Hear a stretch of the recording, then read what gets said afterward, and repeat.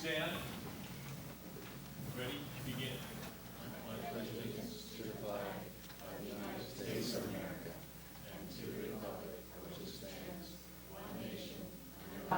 Indivisible, with liberty and justice for all.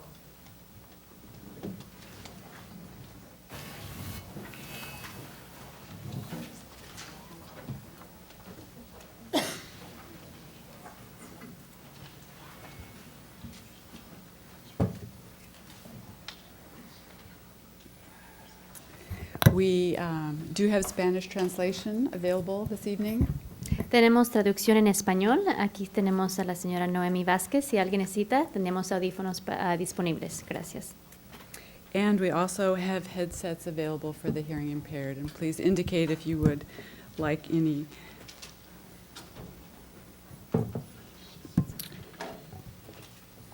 We are coming back out of closed session into regular session. And Dr. Cash, do we have any introductions, proclamations, presentations, or recognitions?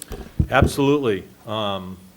Words really cannot express the gratitude that our school community has for the incredible work on Measures W and X done by the Santa Barbara Education Foundation. I want to take this time to thank President Lynn Rodriguez, Executive Director Margie Ayave, and all the members of the foundation for pouring their hearts and souls into the campaign.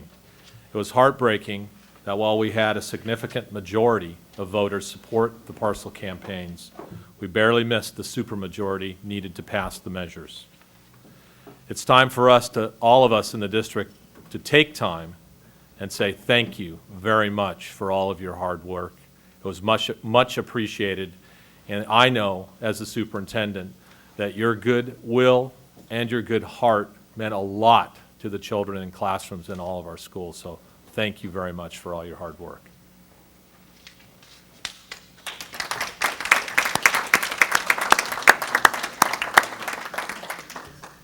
I have a couple of announcements to make as well. Well, after 37 years, and she only looks 40, in education, Associate Superintendent Robin Sawaski is retiring at the end of this week. In 1975, Meg Jate was just born. Robin landed, and get some of the kismet here. Robin landed her first teaching position in Clovis, California, where she taught second grade in a Clovis Unified School District school. She continued working as a classroom teacher when the family moved to Carpinteria, and her service in the Carpinteria Unified School District continued, where she first served as an assistant principal and then as a principal of Carpinteria Middle School, where we first met. Robin has gone on to serve many leadership positions in the Santa Barbara County Office of Education and throughout not only the county of Santa Barbara, but throughout the state of California. As an associate superintendent, Robin has contributed expertise in school leadership, professional development, most importantly, in curriculum instruction and assessment. We're going to miss Robin a lot, and we know that she's going to have time to do all the stuff that she has not been able to do, be able to travel, and be able to really get to know her soon-to-be daughter-in-law, which will be very exciting. So, Robin, I know that you're really sad this is your last board meeting, and that you'll wonder what to do on Tuesday nights. But don't worry, you can always watch the board again on Saturday nights, which I'm certain you will TiVo each and every weekend in order to catch up on what's happening in the school district. But seriously, on behalf of all the employees in our district, I want to thank you for your service to our community. Personally, I want to thank you for not retiring a year ago and staying here with me and helping me transition back into the district. And thank you for your tireless efforts on behalf of all children in our community. Congratulations on your retirement.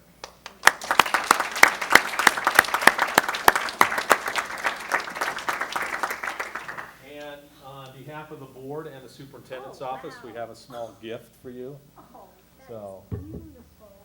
thank you so much. for everything you've done.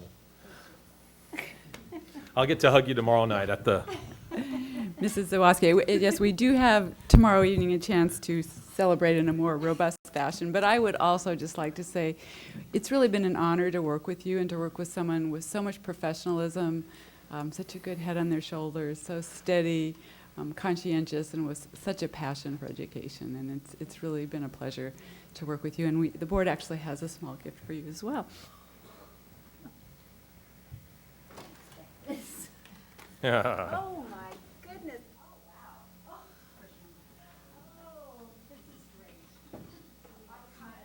wow. There's a guacamole care package in there too. For Mr. Heron. I would like to thank Dr. Swaski, too, for all that she's done for me. Thank you.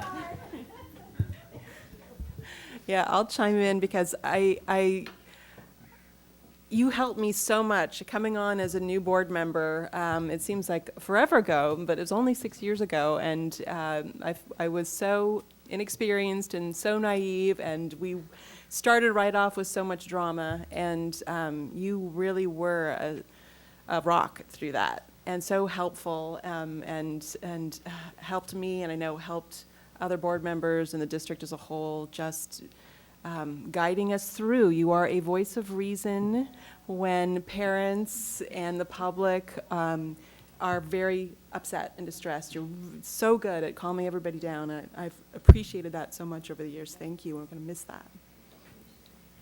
Cordero.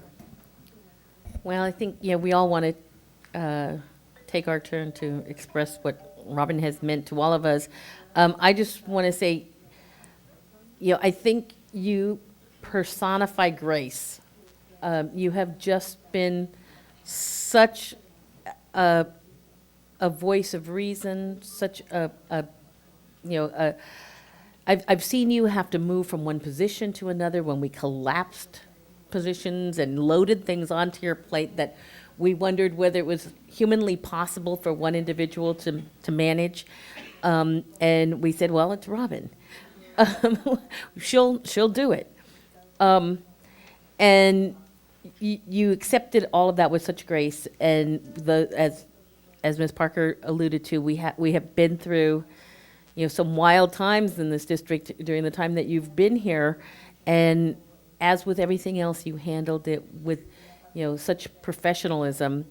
And so I think whenever I had a question, I could just email you and ask you, and you would always give me a prompt response and try to be as helpful as anyone possibly could. And we will sincerely miss you, and we sincerely appreciate, I will say for myself, I sincerely appreciate everything that you have done for me personally and for the district and our students as a whole. Ms. Limon. And I have to echo everything that's been said. In the year and a half that I've been on the board, I've been so thankful to have you as a resource and serving with you on committees and sharing different conversations. One thing that's been absolutely clear to me is that Robin has the heart in the right place and will do what's best for the students, and there's no doubt about that. So I thank you so much, because all your years that you've contributed to providing a quality education for so many students, from Clovis to Carpinteria to Santa Barbara, I mean all over, and in so many capacities, and capacities that I was like, no, that can't be right, that can't be your job description, that's just too much, but you've taken it on. So thank you for all of your years of service, I think on behalf of thousands of children in our districts all throughout California that have benefited for your contributions. I am not prepared to really say anything. I'm kind of speechless, but I thank you all, and I have thoroughly enjoyed working with all of you, Dave, the rest of the staff, all the teachers, and the kids. I mean, the kids are the number one, so I really appreciate all your kind words. I'm going to have to look at this DVD tape or something, because I'm kind of in a daze right now. Thank you. Yeah. Well, I think we need to also recognize another longtime employee in our district, Elaine Alvarado. Elaine has worked in our district for 23 years. And I have to say, again, with all sincerity, that Elaine really represents the heart and soul of our school district. Her work with our classified employees has just been undefinable, quite frankly, including today. Incredible work with our classified employees. She is known throughout our district as someone who is easy to talk to, will always listen, can solve problems. I've really enjoyed, I got to work with her as a fledgling principal, and coming back as the superintendent, it's been great to have her alongside doing great work with our employees. She's been invaluable in negotiations and really is one of the best problem solvers that we have in our district. We'll definitely miss her greatly. Elaine is going to be able to, she finally succumbed to Henry's persistent attempts to get her to retire, and I know that they're going to enjoy traveling, spending more time with their son. And I also understand Elaine's going to become involved in some nonprofits as well and devote her energies that she's given to our kids in our school district in a really great and positive way. And the board and the superintendent also have something for you as well. So could you come forward?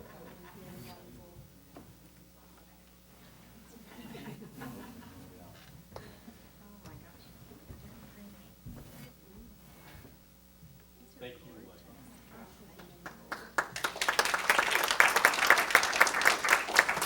you, Elaine. Wait, Elaine, stay right there for just a minute, because I think we also really want to take the opportunity to thank you. You know, you're such an empathetic person. I think that that's something that's really stood out for me, is how much empathy you've always shown to the employees in this district. And you are easy to talk to, and I think that a lot of times when people have a crisis, they need someone very much like you, and you've been a real stalwart in your job, and you're leaving a lot of institutional memory, or you're taking a lot of institutional memory with you, and so I wouldn't be surprised if we give you a call from time to time. But thank you so much for everything you've done. Thank you, thank you. Mrs. Parker. I really want to thank you to Ms. Alvarado. I'll call you Ms. Alvarado maybe for the last time up here. I still remember when I first came on the board, and I think my first interactions with you were probably when I was at the Parent Advisory Committee meetings and pretty strongly disagreeing with the direction that the district was going on a board policy. And I was so impressed with you because board members can be as aggravating as anybody, and you handled the situation without getting flustered, and were so patient with me, and you know, moved in a great direction, and was able to engage me. And I was like, you know, that I'm so glad that this woman works for us. So thank you. Thank you. Thank you. Mrs. Cordero. Well, of course, I have to chime in.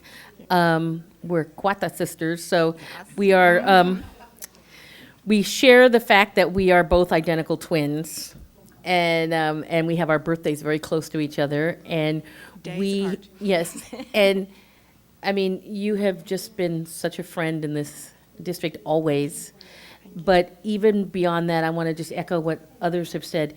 I just recall even back in some of the years when some of our negotiations were, you know, not quite as easygoing as they have been as of late. And there were times when I had some questions about whether everybody was necessarily approaching it in the right way.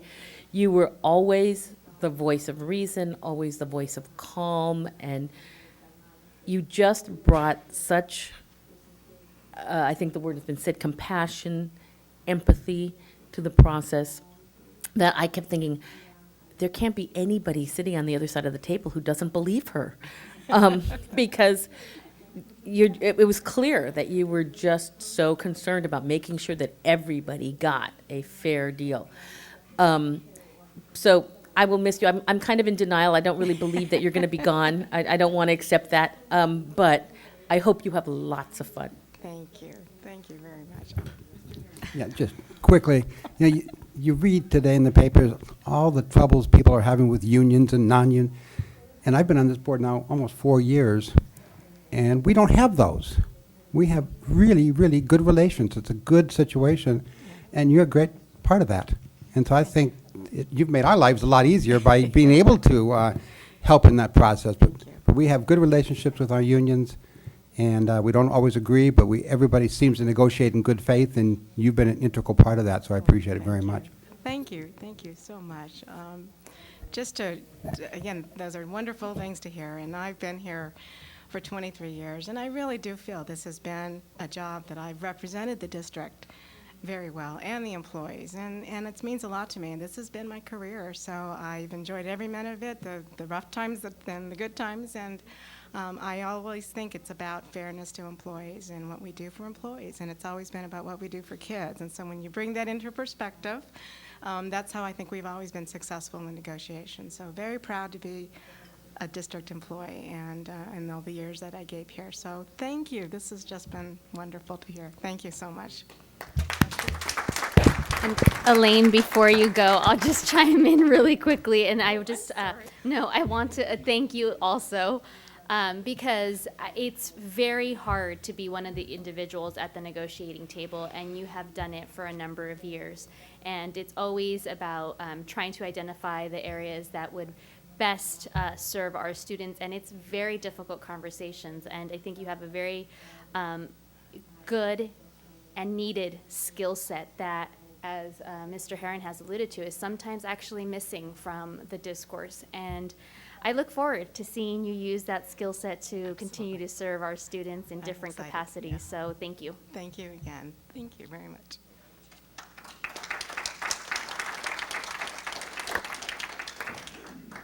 Well, it's tough to say not goodbye, but just so long to a couple of great employees. But I also want to comment on, there's really nothing more inspiring than seeing that list of colleges and universities that our students will be attending this fall. I hope you've had a chance to see that. The list, which has appeared in several local papers, is really a testament to the excellent teaching that happens each day in our schools. Really strong evidence of how our schools prepare our students to attend the finest colleges and universities, not just in the nation, but in the world. And it's all tuition free. A fantastic experience for the kids in our community. And I encourage you to take a look, if you haven't seen it in the newspaper, take a look at the list out on our display board. It's really an incredible list. And finally, two quick items. Our summer food service program has completed its first week of operation, serving about 1,800 meals per day at 7 sites. This year, our food services has added mid-afternoon snacks, and there's no cost for children under the ages 18 and under, as well as disabled adults are also no cost. Our construction projects funded by measures Q 2010 and R 2010 are moving along. We've had some great television and print coverage this week where the media provided a behind-the-scenes look at 3 of our construction projects and our construction sites.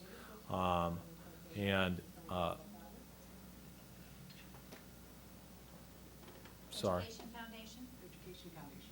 Well, we already thanked them, but we can thank them again. And we should thank the Education Foundation for their incredible work in supporting and leading the campaign for our parcel taxes, W and X, and Q and R, and H and I. Want to thank them again for doing so. I appreciate it, and that concludes, I think, does that conclude the superintendent's report? All right, that concludes the superintendent's report. Thank you very much. We are now moving on to board comments and correspondence. Any comments? No. I'd just like to thank Mrs. Kiani for that great list as well. As you know, I've been lobbying for that for a long time, and I'm just so impressed that competitive colleges across this nation seek out students from our district. And as Dr. Cash said, public school students are really desirable because they have a great in-depth education, and I'm so glad that we're well represented at City College and at colleges across our country. Okay, board, we are going to do things a little bit differently this evening. We are using Novus Agenda to a certain extent. We're moving, just so the public knows, we're transitioning from our paper board packets to an online agenda, and we're kind of straddling the two worlds this evening. But the announcement of closed session action is item B3, and we actually do not have it later in the agenda, so we are going to vote on B3 now. And so I would like to call for a motion for case number 1112-33. I will move to approve the Administrative Hearing Panel's recommendation for a full calendar year expulsion with a reminder that the family and the student are always welcome to petition for readmittance at the semester. Second? All those in favor say aye. Aye. Opposed? No. Motion passes 5-0. And in case 1112-34, I'll move to approve the stipulated agreement for a full expulsion for 1 school year. Second? all those in favor say aye. Aye. Opposed? No. Motion passes 5-0. Thank you. We are now moving on to public comments. I do not have any general public comment. I do have public comment for future or upcoming Okay, items. so we will come back to comments later. Acceptance of donations. Move to accept with appreciation? Second? All those in favor say aye. Aye. Opposed? No. Motion passes 5-0. And I'm just reminded, Ms. Limon's niece was here at one of our earlier board meetings, and now in many family gatherings, they're voting. They're taking a vote. Yes, we are voting for ice cream in the manner that the board does. All those in favor say aye. So it tells you that 4-year-olds pick up on every little thing. It's not always unanimous, I guess. Yeah, the ice cream 3 times a day does not always get a unanimous vote. Okay, we're going to move to the consent agenda. Before we move on that, I have a few items. On item D9, the approval of new proposed courses for secondary schools, there is one new course, Green Technology, from Santa Barbara High School that we're actually going to omit from this round. All right, so we'll want to stipulate that in our motion. On the board minutes for June 12th, I would like to, this is item, C4. I would just like to note that we did go into closed session after our regular session, and we came back out afterwards and reported there was no reportable action. So I think the minutes need to reflect that we did come back out into regular session, and there was no reportable action on items B, 4, and 5 on that June 12th meeting. Are there any other items that need attention or board members would like to pull on the consent agenda? Mr. Herron? I'm just curious, on item 10, recommended human resource action, I did receive correspondence asking for part of that to be removed from the union. Was that resolved? Yes, that was resolved. Thank you. Thank you for following up on that. All right, if there are no items board members wish to pull, I would entertain a motion to approve the consent agenda with the stipulation that one class is pulled on C8 and, C8 and the minutes be amended for June 12th. Mrs. Parker? Just clarifying that that is C9. Sorry, and C9. I knew that. Otherwise, so moved. Second? All those in favor say aye. Aye. Opposed? No. Motion passes 5-0.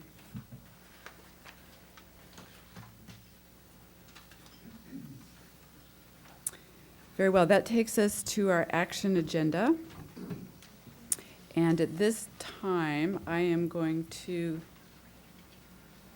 close our regular session and open our public hearing on the adoption of the Santa Barbara Unified School District's 2012-2013 fiscal year budget. Ms. Chate. Thank you, President Deacon. Since Ms. Sawaski's leaving, I thought maybe that she would like to present the, I'm just kidding. You have all the money you need. Sorry, I couldn't help that. So each year, the district is required to pass an adopted budget by 6/30 of each year. The Department of Finance is now reinforcing the state required to adopt their budget by 6/15 each year. Even though the state has done this and adopted their budget on time, I would certainly say that it's probably not a strong budget and probably probably will have a lot of adjustments come November. Even as we built this budget, once we finished it and the board, or the state had passed its own budget, we didn't get to incorporate some of those changes into this budget. For example, the triggers now are projected to be at $445 per ADA, and now I'm getting information that they may be up to $461.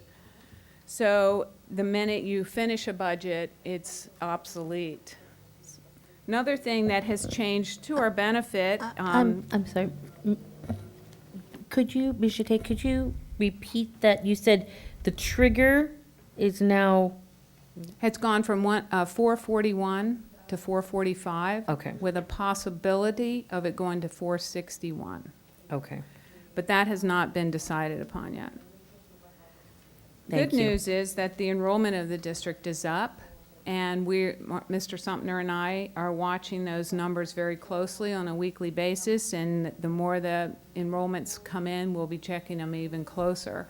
We're expected to find out pretty solid numbers by next Thursday, and so we will be making adjustments to the budget then.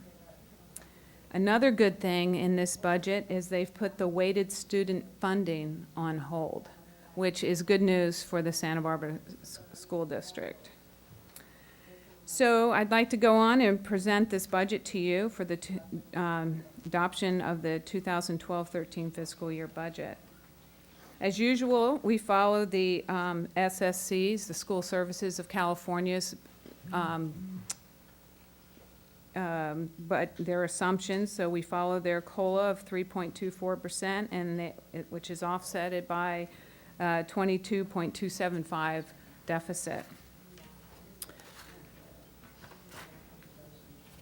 That was on page 4, sorry. On page 5, I want to make sure that, you can see that most of our reserves for economic uncertainties, sorry, that's the wrong title. The general fund unrestricted and restricted reserves are, our unrestricted side of the budget is 80%, almost 81%. You can see the parcel tax is a 1.6%. Special ed is 4.8. Home to school transportation is 0.3 of our budget. This is revenues. And other restricted are 12.6%. On page 5, you can see that the unrestricted and restricted budget, as we show you each year, has gone down. And I was looking at this earlier today, and it's I guess it never dawned on me, but the amount of restricted money that we've also lost is amazing.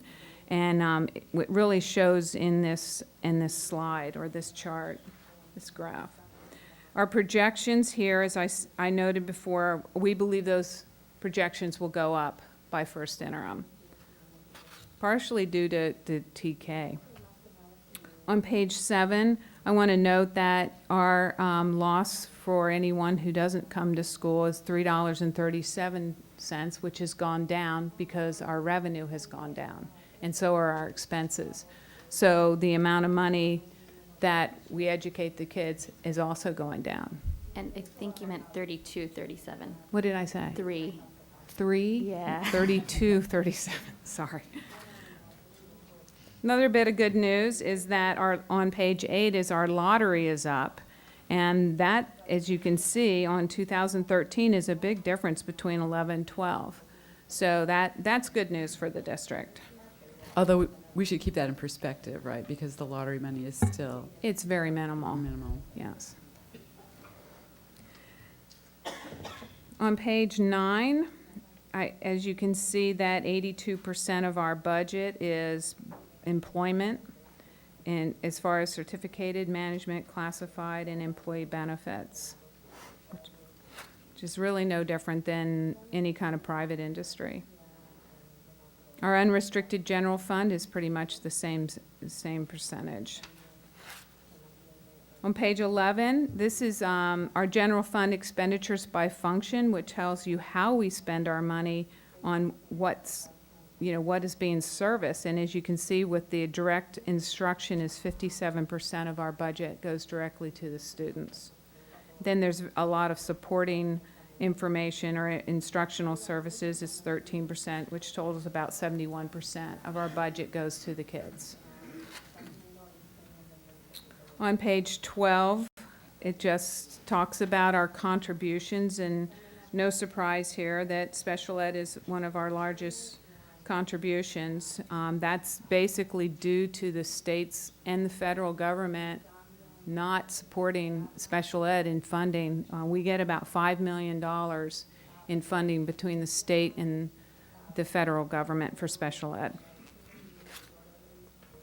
Can you put that in perspective as to what special ed costs us? Yeah, that's about 20 million. Yeah, I make sure that's very clear. We spend 20 million and get 5 million. Exactly. That's why the encroachment is so high. On page 14, it shows how we have been basically since 2007 has been eating away at our fund balance. And as you can see, 2010-11 was our largest decrease in our fund balance.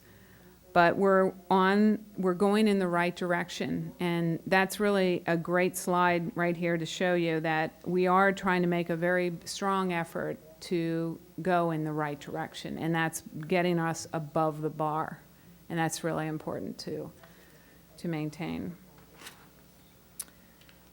And page 15, again, our district's reserves, as you can see that we're at our 3%. We make our 3%, but we are barely there. And you can also see in 13-14 that the parcel tax is gone. And hopefully we'll see by first interim those colors come back for the parcel tax representative. So we can go to page 25. There's a few things that I'd like to point out. First of all, sure. Can you stop at page 18? Under classified salaries? There's an important item there, I think. Not that it relates to classified salaries, but it's there.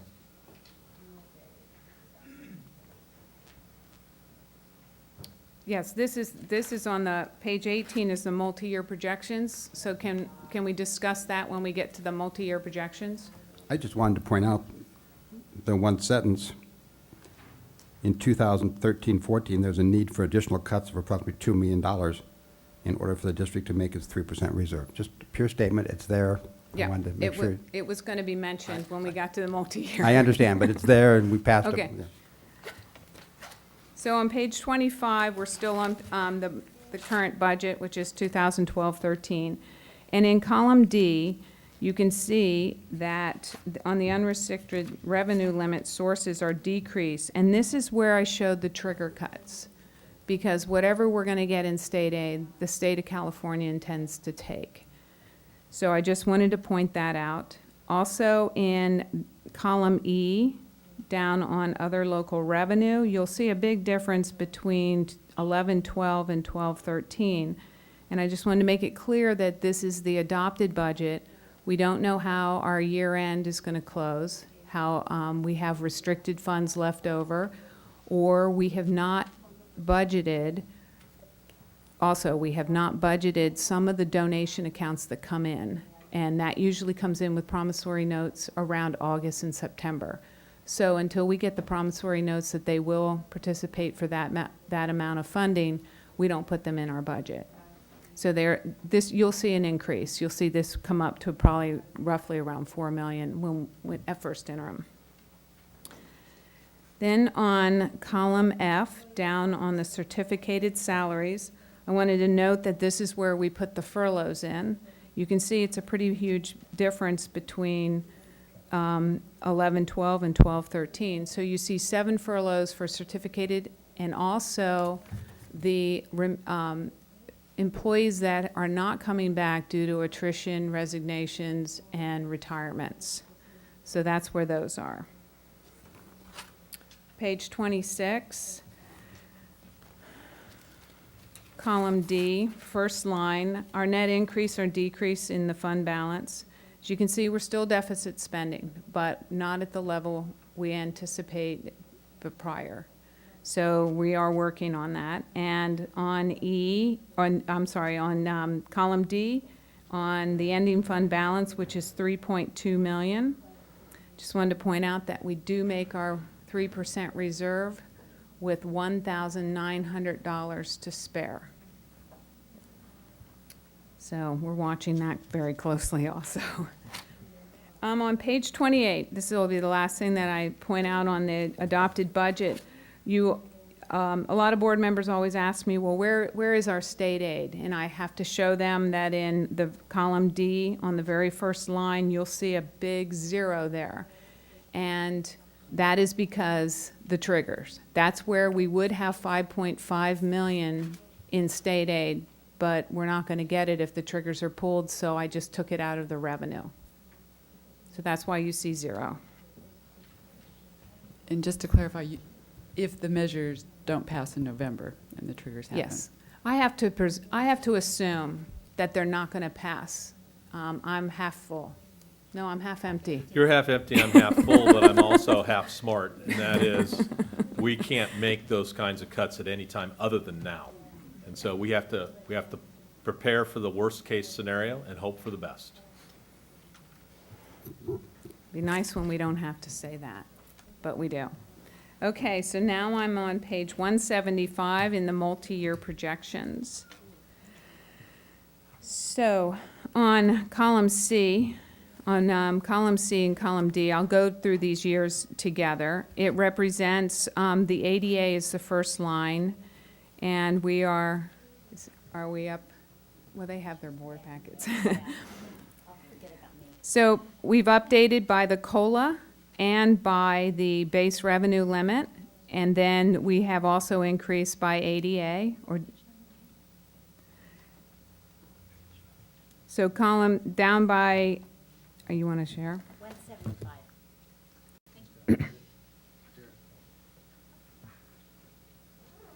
Okay.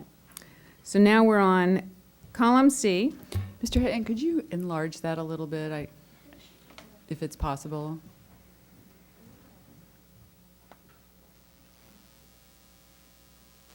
Thank you. So we're on column C. We're on A5. A4. Other local sources. This is a decrease due to the parcel tax. And I want to point that out because in 13-14, the parcel tax, I have to assume that they will not be there, so there's a decrease in there. Coming down into the expenditures on certificated salaries, the amount in base salaries on B1A is 40 million.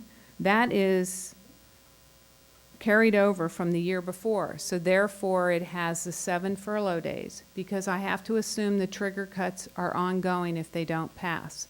So the furlough days are in that $40 million, and also the staff not coming back through attrition, resignations, and retirements. Then we add the 1.5% step in column. Then Can I just stop you Sure. for a second? But we're not assuming the same number of retirements as we had this year going forward. I'm assuming that we're not replacing. The assumption is that the certificated staff will have to remain the same in order for us to sustain the reductions that we need to make. The only way we could hire more teachers would be if our revenue increased. That's correct. So then right under the step in column, you'll see a negative 1.7 million. That's a decrease due to the parcel tax. So all the money will disappear, so there's a cut there. Also, right under that is 1.9, and you have seen this before in my multi-year projections. This is when class size reductions flexibility expires. So we have to assume that we go back to 20-1, which means there'll be a slight increase in revenue, but there's a large increase in staffing of almost $2 million. So then you get down into the classified area, and the only reason... Oh, well, let me interrupt, unless the board decided not to use 20-1. So then those numbers would change. Right. Yeah, that's a discretionary. Yes, That's correct. That's a built-in Option. assumption that it would be 20-1 without the penalty, just the straight revenue, no flexibility, which would, you know, Right. So getting down into the classified section, again, the furlough days are in there, and the staff that was not brought through our attrition, resignations, and retirements are also in that number. Then we have the COLA. Then the $2 million here is what Mr. Herron was referring to, that to make our 3% reserve, we still have to cut possibly next year $2 million to make our 3% reserve. So that's why I have to put that number into balance or to get my 3% reserve, but that's our target, possible target for 13-14. On top of the 5.5, we would be cutting. Well, In the 12-13. 5.5 is already in here. Right, but the 2 million is in addition to that. Mm-hmm. But the 2 million isn't necessarily going to come out of classified salaries. That's correct. Okay, so this is I'm kind of a limited- placeholder. I'm limited in in this Okay. form by putting that, and I have so much in classified I up just there. want to make I mean, sure that Yes, that's correct. people don't think, you know, we are saying right now we're going to cut 2 million out of classified. You correctly identify the whole problem with this sort of thing, where you're having to look at numbers that we don't know exactly what they'll be until probably sometime in the fall, and then they'll change again depending on what happens in November. So you correctly point out one of the absurdities in school finance. And if we would go back, I should do this, we should go back and see what I projected 12-13 to be 3 years ago and see if we're anywhere near. I'll bet you $1 we're not. I'd like to also point out something similar. You have built in 7 furlough days, Yes, but I'd like to make it clear, the only negotiations we have are 7 for this coming year.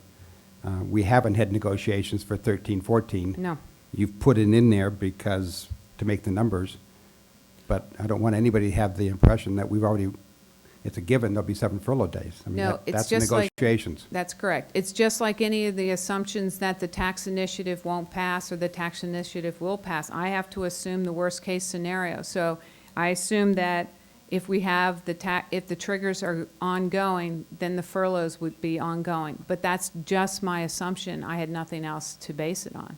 If I didn't have those 7 furlough days in there, I would have to take more than $2 million in that classified area. But we're going to have to face that. Yes, we are. I mean, we're going to have to face, what, $5 million, $6 million? If you take the 2 million plus 7 furlough days equivalent in cash, we're going to have to make that kind of money up someplace. That's correct. Really only 2 ways to do it: furlough days, salary reduction, or increased class sizes. And that goes for the 2 million for sure. Yep. And we're not set in stone in this. This is part of our requirement to do the 2 subsequent years. This doesn't solidify our budget for 13-14. You may not want to answer this question, but to make it very clear, this, in 13-14, which if a parcel tax passes, that would be a new parcel tax amount coming in. Can any of that be used to offset the $2 million in the hole? We'll have to wait and see. No, I mean, if the parcel tax is written in such a way that it's maintaining and supporting, well, we have to wait, okay, but it'd be awful hard to take parcel tax money and pay for debt rather than the new programs we promise it. Oh, absolutely. If the resolution is new programs, that's what the parcel taxes will pay for. Absolutely, with fidelity.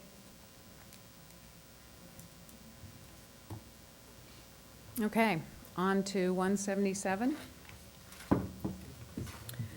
Again, this is the restricted side of the budget, and as you can see, we try to zero balance this budget. The amount of money that comes in for each child should be spent on each child during that year, so we do zero balance. So by 14-15, we're projected a zero balance. On page 180. This is always the good news. That on 180, if you look to see on columns A, C, and E, on line 4, there's a 3%, a 3.02, and a 3.79%, which means we make our reserve for this year and each two subsequent years, and that's what we need to maintain at least. That concludes my budget presentation. I don't have any questions? Board members, any questions? Mrs. Parker? Can you talk, I've got two questions. First, could you talk a little bit more about TK, Transitional Kindergarten? And I know that a lot of our schools have full enrollment for their TK classes. Are we running those? Yes, we are. We are definitely running this. Will we have money from the state? We're definitely- Yes, so we it's will. definitely happening. Yes. Okay, so that is no longer a question mark. No. Great. Then my second question is more of a, could we do this? We have a budget section on the website that is maintained a little bit sporadically. And in February, we had identified budget reductions, and they're now built into this budget, but we haven't sort of gone back and given a synopsis of what we actually adopted. And I'm hoping that we could have an updated document. You could even remove the old ones that said, what were we thinking of reducing, instead just putting up a final of, this is where the close to $6 million in cuts are coming from for the 12-13 school year. Just so that we did it actually fairly piecemeal, and we didn't make all the cuts at that February meeting, and it's kind of happened over time, and some of it's district reorganization that didn't necessarily need board approval. And so I think it would be great for the public and for the board to have that as a reference document. Ms. Kiani and I talked about that today. Ms. Limon? So, Mr. Che, I have a question. One of the things that's come down kind of the radar in email blurbs is that this new adopted budget has a formula that gives charter schools more money than they've previously received. Can you clarify if that's the case? Are you talking about parcel tax allocations, or are you talking about regular? No, the adopted budget for the state. Yeah. So you're saying on the assumptions, the SSC's assumptions that charter schools get more, they have taken their percentage in cuts also. So their base revenue limit, as I like to call it, is also got the percentage in there of 22%. So they're taking the hits just like everyone else. So their hits are equivalent to the hits that we're taking. That's correct. I have one question, and Dr. Cash, maybe you're the one to answer this. The public has been reading somewhat about this weighted student formula that was proposed, and now it looks like the legislature has tabled for now. Could you address how that would impact our district? Yeah, in a summary fashion, I can say it would affect our district in a negative way. And the rationale for that is because instead of kind of bringing up the base revenue, they bring it down. And so it really created a system. This is why it didn't carry any water with the legislature. It created a significant system of winners and losers. And in our county, I think there were only 2 districts who would have seen an increase in revenue through the student weighted formula, while every other district in the county would have sustained a loss, a significant loss. And there were so many iterations of it. The original student-weighted formula came from Michael Kirst, the president of the state school board, when he was a professor at Stanford University. He probably still is. And that iteration then was modified by Governor Brown, which was in turn modified by some legislators. And it ended up producing this system of winners and losers because of the way that it was brought down. Essentially, it gave every student a base amount, and then it, quote, added to that base amount depending upon what kind of student it was. And it didn't take into, one of the significant issues with one of the iterations was it didn't take into consideration that a student who speaks a second language and is poor may be in need of more services than just a student who speaks a second language. And so there were lots and lots of debates about it among superintendents, and I think most CBOs and superintendents are happy that it's off the table. And I think it'll be off the table for a while until our economy improves and they can come up with a system that doesn't create this automatic losers and automatic winners. And if I could add something, that part of that also was to eliminate all state categoricals. So that is $11 million for us. And so I don't know how the state could have even thought of doing this. Mr. Herron? Yes. Number one, thank you for getting us to 3%, but you've done it by a couple $1,000s, Not even a couple. not even a couple $1,000s, and deficit spending by $1 million or so. It bothers me that we continue to deficit spend, obviously, and anything we can save this coming year helps us in the second and third year. So I would hope we would be looking at every single dollar that we spend, trying to get that deficit spending down to help us next year, or the following year, eat away at that $2 million that we have to cut. So I don't know what it can take this year to rein in spending even more, but every opportunity we get, I think we need to do it. And we are definitely looking at ways to cut our spending. In fact, we've had some cuts just recently. However, every penny I think we cut, the state goes and cuts us by 3. So that's what's hard, is to keeping up with the cuts from the state. I mean, here we are, I think, oh, right, we found a cut, and then they increase the trigger by 4 and possibly 20. I mean, how do you keep up with that? So it's very difficult at this point. But we definitely are. We talk about every expenditure over a threshold amount in cabinet. We make decisions about which travel and conferences are absolutely essential in order to continue to improve student achievement. While it's very important to cut costs, we can't forget that what we're trying to do is ensure that our students in our classrooms get everything they need in order to be successful. And we got a lot of work to do, a lot of work to do. And we want to make sure that, I would say, the greatest resource in our district, which is our teachers, are equipped and have the supplies necessary in order to be effective in the classrooms. Yeah, thank you. And you've talked about the savings in the administrative district office. Yes. Are those all incorporated into this budget? That's correct. Yes. There may be more, but as of right now, yes. Thank you.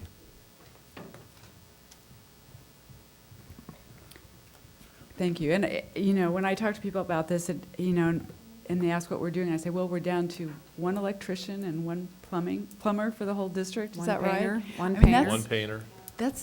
I mean, people are stunned when they hear that. And that's not even the instructional side, and we know that we've cut over and over again in ways that impact the classroom, especially considering 5 less days of school next year. All right, well, board members, if there are no other comments, I'm going to close the public hearing, and I'm going to reopen our regular session so that we can take a vote on this. Do I have a motion to go ahead and approve this budget? I'll move that we adopt the Santa Barbara Unified School District's 2012-2013 fiscal year budget. Second? All those in favor say aye. Aye. Opposed? No, motion passes. And Thank thank you you. very much, Ms. Jate. We know it's really hard to, when the game is changing constantly, to try to get a handle on these numbers. We're now moving on to F2, public hearing and approval of elementary and secondary education parcel tax resolutions for the Santa Barbara Unified School District, and approval to place parcel tax measures on the November 6, 2012 election ballot. And I guess I'm going to close our regular session, open our public hearing. And I believe, Board, we have some public comment. Would we like to take that first? Or Dr. Cash, would you like to introduce this? Sure. You have before you the opportunity to react and respond to some draft resolutions and ballot language that's been produced by both the superintendent's office and by some board members. And in hopes that you will have a healthy discussion regarding the potential of putting parcel tax measures on the November ballot. Thank you. So we do have public comment. I have Lynn Rodriguez, followed by Sal Guarena.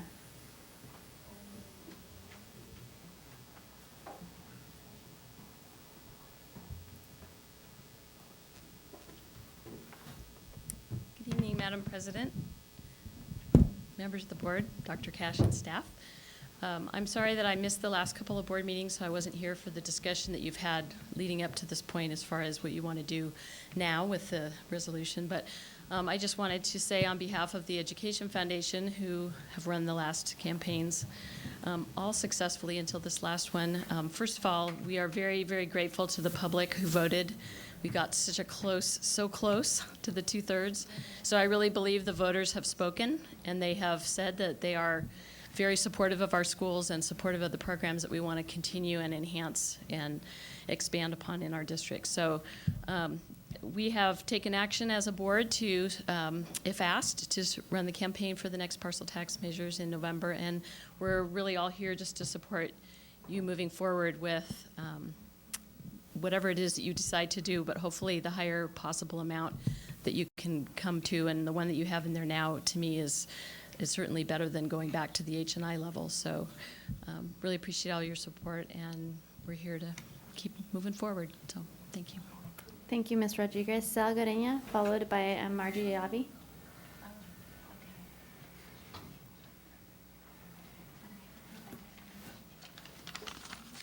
Ladies and gentlemen, Sal Gareña, incoming president of the Santa Barbara Education Foundation.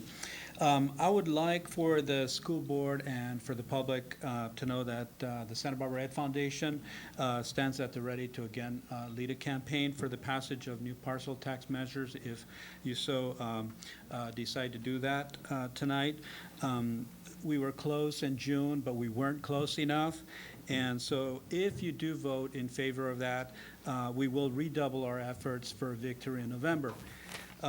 I talked and I walked and I talked in the community to a lot of people.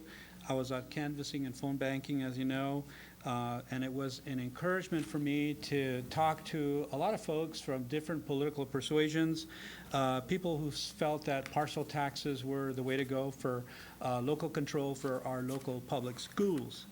And I just want to say that Santa Barbara Education Foundation stands united with the school board and with the school district, as there is nothing really more important before us as a foundation as we head into the fall, and I'm convinced that we will have the wind at our backs. Thank you. Thank you, Mr. Sal Gareña. Margie Yavi.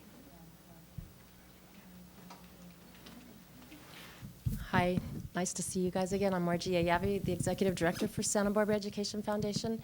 And I just want to reiterate what my colleagues have said and that to assure you that we are all on the same team. We all want the same thing. We want a quality education for our students.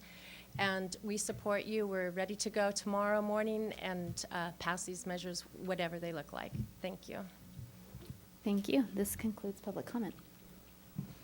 Thank you. Well, I don't think we can take enough opportunities to thank the Education Foundation because seriously, after all the hard work that went into WNX to come back this strong, this soon, and this passionate it's just overwhelming really as a board to know that we have you working for us. And I'm so appreciative of the true commitment that's evidenced there. And in the last few weeks, I know there's been a lot of lively dialogue going on around these measures. And I think, as I mentioned to some of you earlier, that lively dialogue really ends up with a better outcome. And so I think that this has been really productive. And as we move forward tonight, I know that we all have our sights on the same target. And I'm looking forward to working together again in the future. So I would like to take some input from board members now. As Dr. Cash mentioned, we do have some language in front of us, and we can use that as a starting point, or we can begin anew. But Mr. Herron. Yeah, I'd like to get one thing out of the way quickly.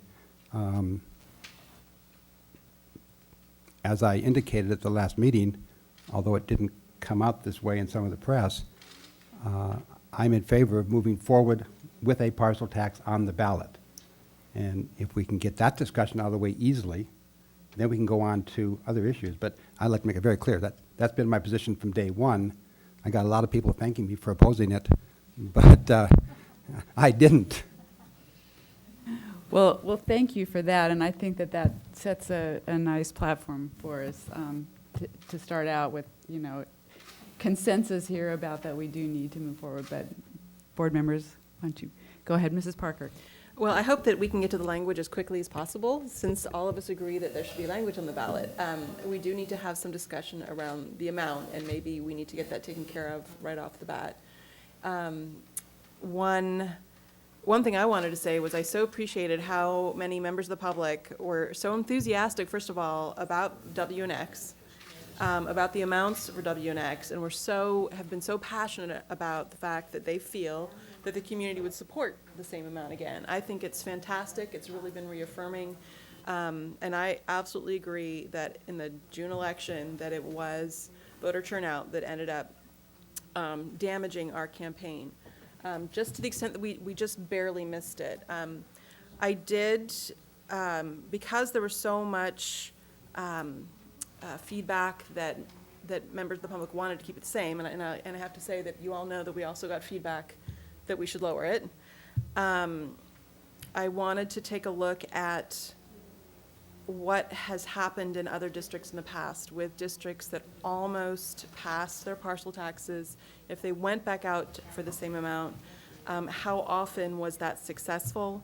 I know that it's going to be different in every election, that every community has different demographics and different voter turnouts and different messages, but I just wanted to see if this could work.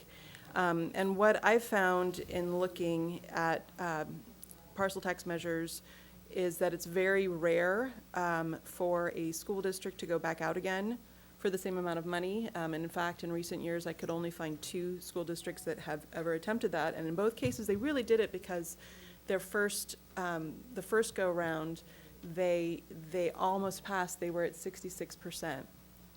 Give or take less than a percent. It was like 65.8 and 66.2. They were very, very close. And so they tried again. And in both cases, when they tried again for the same amount, they failed. And they failed by slightly wider margins, one more than the other. One of the districts then went out on a third attempt, halved the amount they asked for finally, and that passed with 66.8%. So again, I know that those were different communities. I would have felt better saying, well, maybe we could do it if I looked out there and said, oh, well, other districts have been successful. But usually when a district gets that close and decides to run again, they do lower the amount at least a little bit, and they usually do pass. Doesn't always pass, but they usually do pass. So even though there's so much enthusiasm in the district, and I know that people are going to be working harder than ever this November, and we will have voter turnout, I'm uncomfortable with leaving it the same amount. And I am comfortable with the amounts that we talked about in the 40s range to sort of match up with what we were talking about in the worksheets.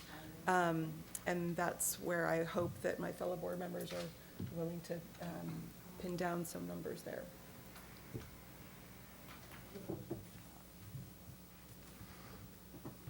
Mr. Herron? Again, I guess I need to apologize.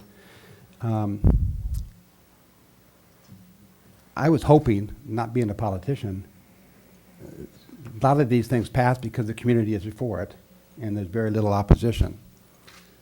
I was hoping that we could find common ground and get a community that would support it at whatever level we could come up with that would be supportive. I found that and I was talking about the opposition in generic terms, not political positions, just we had opposition. And could we overcome that opposition? And it turned into a political battle. And that wasn't my intent whatsoever, and I apologize if that's how it came out. What I have found is that the opposition is not going to go away at the numbers we're talking about. And so my hope of eliminating opposition is not forthcoming, in my opinion. It might still, but it's going to take a lot of work by a lot of people to make that happen. But I don't want this to be a political campaign of one party against another party. That's just not how we operate and should operate. I would hope we could convince everybody to support education at whatever level we come up with. But because I think there's going to be opposition, and the reason I didn't join the consensus last time, because I wasn't sure I was in favor of those numbers. Not that I thought they were too high, too low, I just wanted to see what feedback I personally received. At this point, whatever numbers the board wants to go with, because I'm not going to get my lower numbers, I am wholeheartedly behind the numbers you come up with. And I'll join in any decision that the board wants to make on those numbers. And I don't know that now I could go the full number, I could go at the suggested numbers. It's just a matter of how can we best mobilize this community to pass these parcel taxes.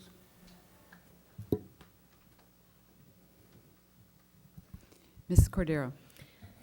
Well, I've repeatedly made my position clear. I think that I think we should go back out for the full amount. If that's not going to happen, I think we should go back out for the highest amount that the board is willing to approve. I really feel, as Mr. Herron said, that a lot of those who are likely to be in opposition are probably going to be in opposition regardless of the amount. And that those who are in favor, we have heard from a number of people that say that keeping the amount the same would actually be helpful to the campaign, because it reiterates, I think, the commitment that we made in the last election, which was that there's a reason we came up with this number. We need these things. And I felt the letter that we received from the Democratic Party regarding why that was their recommendation as well was somewhat compelling in that, and I think I alluded to this at the last meeting as well, that when we reduce it, I fear that we give the message to the public that we didn't really need, either that we didn't really need all the things we said we needed in June, or that we could accomplish them with less money than we were asking for. And neither of those things are the case. We really do need all of those things, and it really takes that amount to get them. And in fact, it may take more than that. So my position has been clear. I think we need to not, I don't know that we can really worry about whether this is going to become a political issue or not. For one, number one, it already has. So that, you know, what is it, that horse has left the barn, or whatever that saying is. We're already past that. And I think we can't spend a whole lot of time guessing who's going to do what. I think we have to just look at what is the right thing to do for our students. What can we, in good conscience, recommend to the public? And I believe we did the right thing in June. But, you know, as Mr. Herron said, if the board was not willing to do that, I'm willing to, you know, support what the majority will go for. But I really want to, you know, plead with us to make it the most that we can, because however much we reduce it, we are reducing what we are asking for with that amount. And at some point, the public will say, you can't accomplish what you're saying you're going to accomplish with the amount that you're asking for. So why should we support it? So, my position. Ms. Limon? And I would echo Ms. Cordero's comments. I think that for me, I focused a lot on the thousands of voters who did support it, thousands of voters on both sides of political parties. And I think that for me, we will face opposition regardless of. And as a matter of fact, whether it's $20 or whether it's $54, I think we're going to face more opposition in November because of everything else that's on the ballot. But I don't think that it's the opposition is merely a product of the amount of the parcel tax. I really believe that the opposition is a product of the big election that we have. So I would feel comfortable staying at the $54 and want to go the highest possible, because I also think that we all believe, regardless of where we're at in the amount, that what is right is to go out for it, and that's what's right for the students. And so I want to make sure that we can go out for the most. I think we've already cut. I mean, minutes ago, we talked about how we have one plumber in the entire district, over 15,000 students, over 20 sites with one plumber, one painter. And although this is not going to support our needs in those areas, it is going to allow us to provide programs that we otherwise would not be able to provide if it wasn't for these funds. When I think of $54, I think of $1.02 or whatever it is a week. And I think if we break it down and we ask our community, would you be willing to donate $1.02 or whatever it is a week, is that really enough? And I think that if $1.02 or whatever it is a lot for some individuals to support a week, then I think it's going to be hard to do pretty much any amount, whether we're really talking about 50 cents a week or whether we're talking about 96 cents. So I hate to do this, but I would like to have a discussion about if 54 is not what makes the board feel comfortable, then what is the highest? We have 43 and 45, but is that the absolute highest that makes the board feel comfortable? Because for me, I would like to move forward with 54, but I'm respectful of what we've heard thus far, so. You know, this is like a debate between your head and your heart, I feel right now. I feel that I should share with the board that I spoke to Brian Godby last night and talked to him about our scenario. And for the public's knowledge, he was the consultant who actually gave us advice in our two previous campaigns that were successful, and then this last one that we lost by such a short amount. He agreed, of course, that turnout will make a huge difference. He believes the voter universe will be favorable to pass it, but he did say that not lowering the amount will cause the question to be asked in the public dialogue, didn't you hear us? And he strongly advocated for lowering the amount, and I suspect that that was based on his experience in other parcel tax campaigns where he's seen very genuine and honest campaigns run for a second time at the same amount that didn't pass.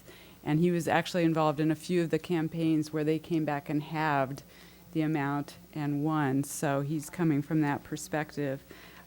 He says that he thinks there'll be a bump if we lower the amount.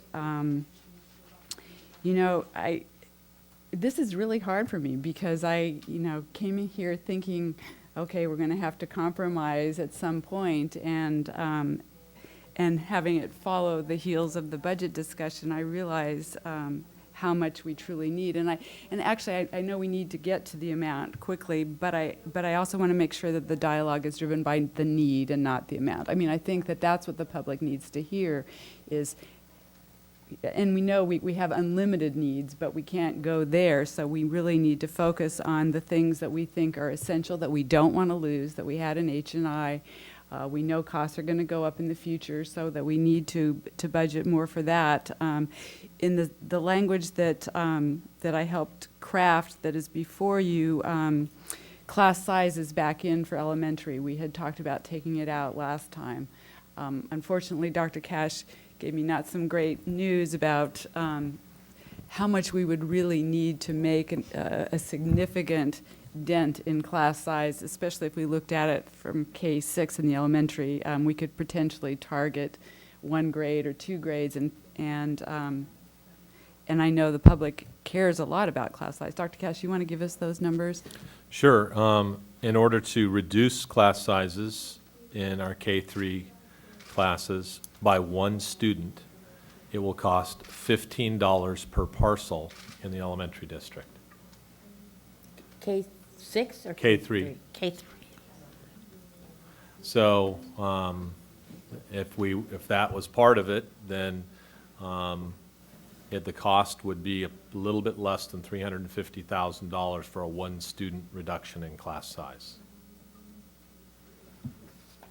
And that's from what to what? 25 to 24.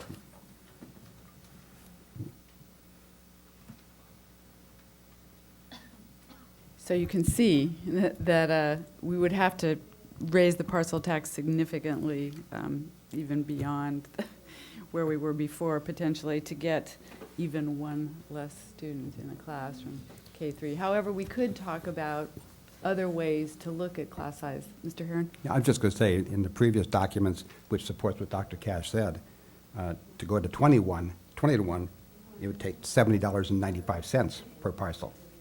Correct. So we're not going to 20 to 1. Mrs. Parker? Well, speaking just on that class size piece, and then I'm going to go back to the money piece. The language that's proposed here says help maintain class sizes, not to reduce class sizes, and I think that that's very important for us to get out there right now. I mean, the biggest issue is that we anticipate several more years at least of budget reductions and more cuts heading our way, and as Dr. Cash has already said, one of the ways that you have to attack that is possibly increasing class size again. So to me, this is something along the lines of, well, maybe in 2 years we have to go to 28 to 1 in K-3, but we could use parcel tax money so that we don't have to hit kindergarten. We can keep kindergarten at 25 to 1. So I'm okay with this language as long as the public realizes that this would need to be flexible because it's not enough. It's certainly not enough to reduce class size. And it may only be able to help us with one grade level or two or whatever's going on, but I'm okay with having that language in there. And then going back to the money piece, I do feel like the bad guy here. I feel like $54 is not enough, and I look at the districts that pass parcel taxes that are $700 plus per parcel that you know pour a lot of money into their schools, knowing that it starts this virtuous cycle of attracting young families into the community and then attracting businesses to follow where there are good schools, and schools that do more, and schools that are protected from state cuts. And so I find it frustrating. I feel like $54 is nothing. To me, logically, the most important thing is that we pass the parcel tax, and I just feel like I have not seen that work when it stayed the same. And I don't like what Brian Godby has to say, our consultant, but I appreciate his experience. So to me, if we were going to put the class size piece back into elementary, then I would certainly be in favor of maybe bumping that up from 45 to 48 to make that a little bit more realistic.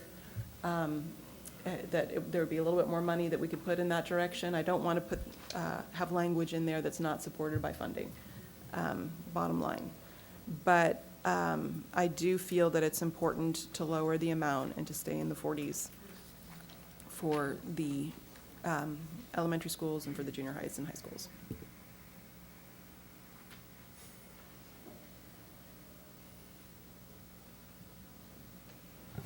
All right, well, we do have a number there for elementary, which would increase it.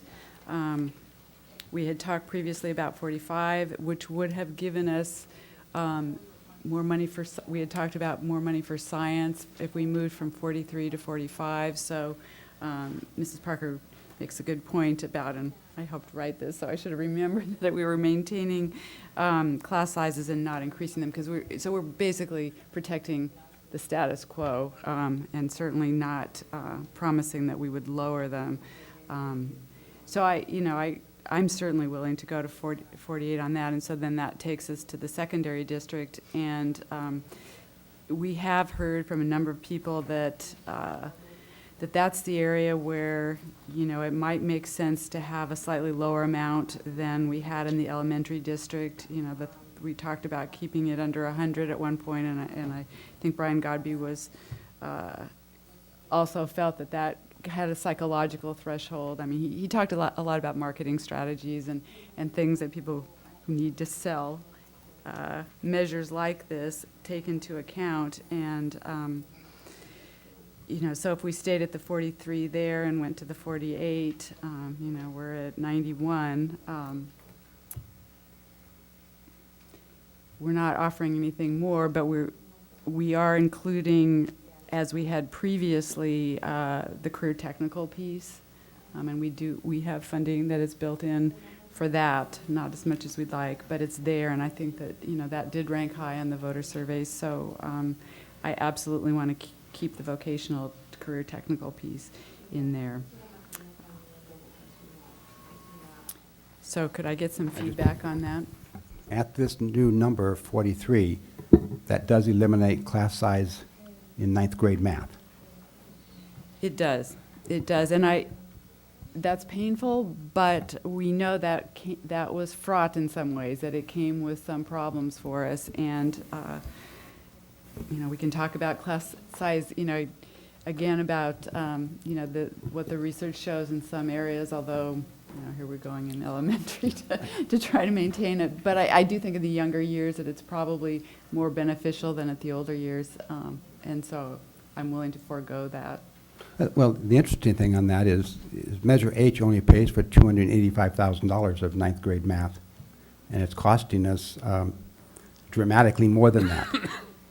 So by eliminating it, we do free up money that is currently being spent on it that would help towards that deficit or towards helping in these other areas. So that ninth grade math was a very costly item, and far more than Measure H covered. We know we had to backfill from that, and it posed a number of logistical problems at the sites too, and I want to work with our principals and our teachers there to make that a better situation for them and their students. Mrs. Parker. Just chiming back in on the ninth grade math piece, I've seen data out of one high school essentially that showed that it didn't have an effect, it didn't have a positive effect for students that were in smaller class sizes. I also want to point out that we just got an update report from CSBA. I don't know how many of you saw that report that we got on class size reduction, and how this national report was saying that school boards should be looking to protect the K-3 class size reduction where they can, because that is where any data that they have that supports smaller class sizes improving student achievement, it's there. It's not at the high school level. And so that's where I think it does make more sense for us to keep it in the elementary, as not that we're reducing class sizes down, but to try to keep them smaller and not escalate up to the size of, say, a high school class. Look at other ways of intervening for students that are not successful in math in particular. We are paying for somewhat reduced class sizes in English. And English is a different story simply because of the number of papers that teachers need to review. And so before we did anything around that, I would definitely want the board to have a discussion if we were going to change class sizes in English. Especially since we've seen some real benefits with so many of our seniors, now taking college level English and being so successful at it. And I think that the benefit has come to them as a result of that. Mrs. Cordero? I'm happy that we're willing to consider the 48 at the elementary. I'd like to go even higher, but I'm happy that we went up to 48. I'm still a little concerned about 43 at the secondary. One, I can understand the class size reduction piece for ninth grade math, because I think even if we went up to 48, I'm not sure we would still even be able to touch that. So I understand that, but I just continue to worry that the amounts that we're looking at are today's dollars. And as we go forward, we have to just assume that the costs are going to increase. And so to cut it so close to what I see as so close to the amount, so close to the total of what we're projecting for today, seems risky to me. I would like to see at least go to 45, which is still a dramatic decrease from the original, but gives us, a little bit of cushion. I'm not even sure I would call it a cushion, because, I just can't believe it's even gonna cover everything. But a little bit of room in case there are changes in those numbers. Dr. Cash, can I ask you about, when we were originally looking at $54 for the secondary schools, some of the numbers that came to us included science, technology, obviously math. Factored in there was reduction in Algebra 1 math classes to 18 to 1. If we were to not try to do that, but instead to pull some of the funding in that you had identified for career technical and world language, and I don't want to ask you to absolutely calculate this on the fly, but at 45, could we do some of those things? We could, in a way that's meaningful. In other words, for career technical, we were at $25,000 per school for a total cost of $235,000, and we were going to increase opportunities in world language for a total cost of $696,000. Taking out the math class size issues at $43, certainly at $45 or $48 would allow us to staff instruction in more world languages, which we desperately need to do. And it would definitely allow us to staff in career trade-related courses. That's a significant issue for us that we are going to have to face, is that preparing students for the world of work after they graduate is going to be required of K-12 school systems through the Common Core state standards. And so we're going to need to have every kid on a career pathway. So that those funds would be definitely used in both of those areas. And that would involve hiring faculty in those areas, Yes, correct? yeah, we currently don't have the funding to hire faculty to expand our career pathways, and we need to do that. The state recognizes multiple career pathways, and our high schools have 2, 3, 4 at the most, at one of our high schools, career pathways that have been developed.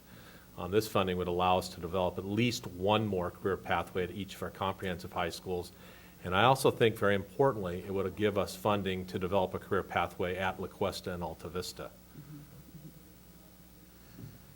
And we know hiring folks not only helps our students, but it helps the economy. I read a study recently that said for every dollar spent on education, the local economy benefits by $1.50. $1.70. $1.70. Okay. Well, I think this was a different state than California, but okay, Mr. Herron. Just a couple other comments is just to be real clear on this.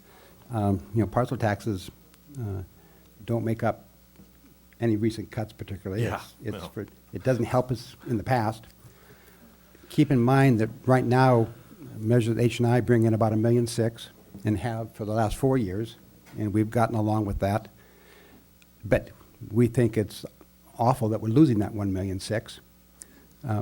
Fast forward 4 years, at $54, this is going to bring in about $4 million. At the 43 and 45, it's going to bring in about $3.2 million or thereabouts. Not a huge difference between these numbers.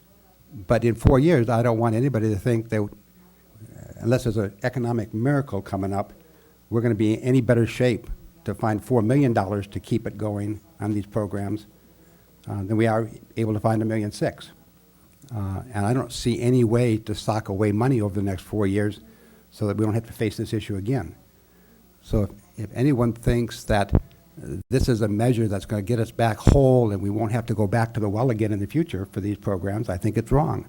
We're going to be faced with this issue if we're only going to go 4 years at a time. There's no end in sight at the moment. So I just wanted to put that on the table. But we're talking about $3.2 million at the 43 and 45, and we're talking about $4.1 million at the 54. So a $900,000 difference between those two numbers. It's a lot of money, but it's not a lot to get hung up on. I agree. So the question is, what do we think it will take to win? Because we don't want to go out again and lose again by, I mean, we saw some of these districts that went out a second time that lost by, 0.2%. I mean, that would be heartbreaking if we lost again. So I feel the burden to do whatever we can to ensure that they pass. And if these don't pass come November, our schools aren't going to look like what people think they should look like anymore. They just won't. And they're already hurting. But we've had this bright spot in our district where we've been able to offer, these wonderful music classes for our elementary students, these terrific orchestra classes for our junior high school students. Our district just won't look the same.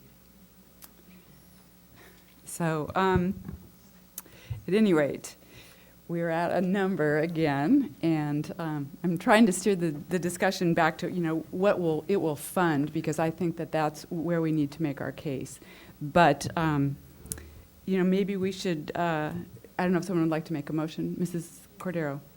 Well, I had a quick question for Dr. Cash. Dr. Cash, when you were saying that you were talking about another pathway at each of the comprehensive high schools and developing at least one pathway at Alta Vista and La Cuesta, were you talking about at the $43 level, at the $45 level, at the $48 level? Did you have a sense in mind of or were you talking about at the $54 level?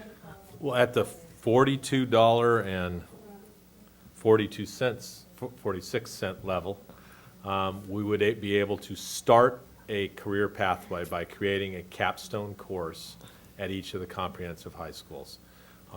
It will require more funds in order to complete the career pathway. So I thought you were talking about completing it. No. Or no, that's not what you meant. Okay. Okay, so you're talking about at what we rounded up to the 43. Yes. And did that include La Cuesta and Alta Vista? Yes, it did. Okay. Then I would like to make a motion that we place the parcel taxes for the two districts back. Oh, I think we need to close. Oh, I'm sorry. The public hearing. Thank you. Sorry. Okay. Close the public hearing. Now we're back in regular session. Okay, so I would like to make a motion that we place the parcel tax for the elementary district and the parcel tax for the secondary district on the November ballot at the amount of $48 for the elementary and $45 for the secondary. I'll second that. Okay. All in favor, say aye. Aye. Opposed? No. Motion passes. Okay, we have cleared a hurdle. We still need now to finalize the language, and I would like to do that. And I'd like to thank the board for that tough decision, because I know we've all been struggling with where the right place is to be, and I know we're all committed to making sure it passes. So you have before you some potential language that you can look at.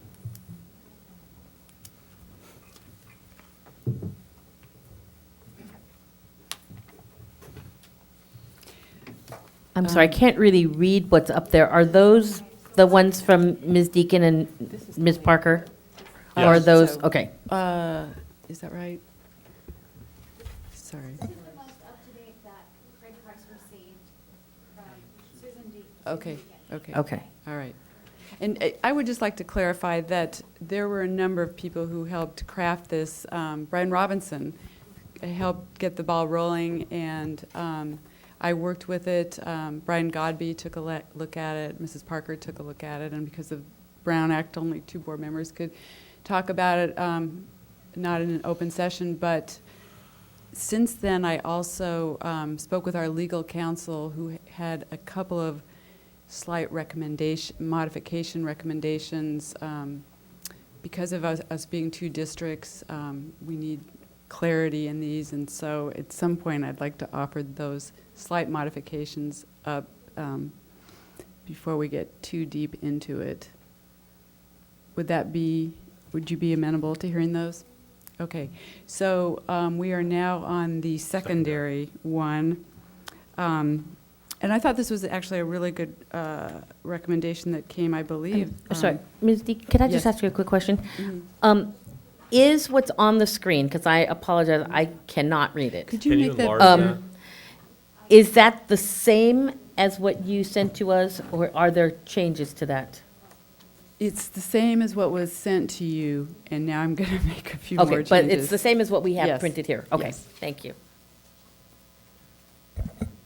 You get a lot of cooks involved in something like this, and it takes on a whole life. But I actually think it's much better for the number of eyes that looked at it. Thank you. Is it red? So, okay, so the first recommendation, and I apologize, I can't even remember the genesis of this one, but to offset severe state budget cuts to our junior high and high schools as opposed to secondary, because I think that really clues people in immediately to what we're talking about. So, Mimi, I don't know if you could make that change on the screen. Is that document possible to do that too? So right here, we want to go back to junior high and high schools. Mm-hmm. Not secondary? Yes. That's what Kate had. Yeah, we've been playing that. My Mr. Price, did you have a comment? Mimi has the additional revised one that's in a red line, if you just wanted to go to that one. Well, that would be even better. Yeah, that's, I think we were looking at potentially 13, 14 revisions throughout the last couple of days. It's been Got a kinda flurry. It difficult has to been keep a track of flurry. them all. I get it, because they're on the desktop of my computer too.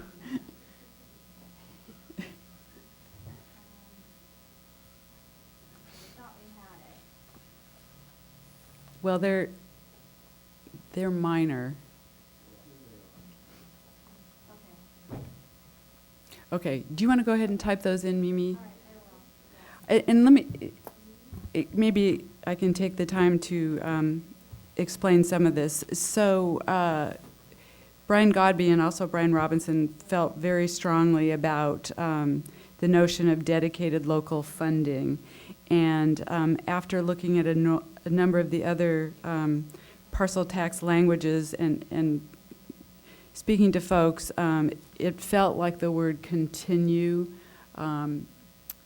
was something that the community really needed to hear, because we were getting feedback that people didn't even realize that this was a renewal of something that we previously have.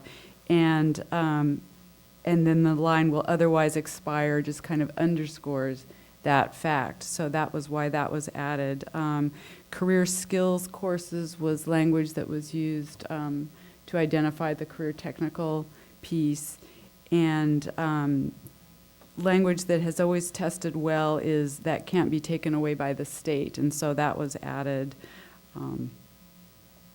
Additionally, no funds for administrator. It's, this was bothering me all along. It's grammatically, should be administrator, not administrative. And benefits was also played well with the public because of concerns regarding pensions and things like that, we just want to make sure folks know that this money is going directly into the classroom. And so that was the genesis for that one. Is this like watching sausage being made?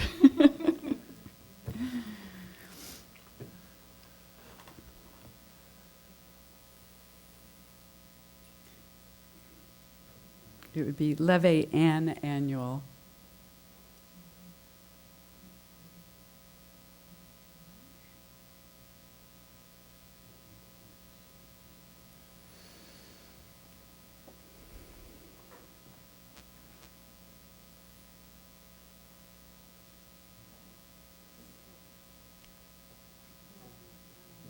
An annual.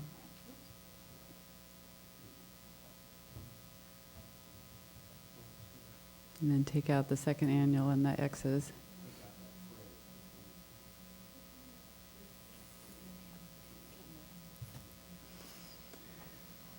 This is the single most important thing we can do. So taking a few minutes to do it is worth it. For some voters, this is all that they look at. Yeah.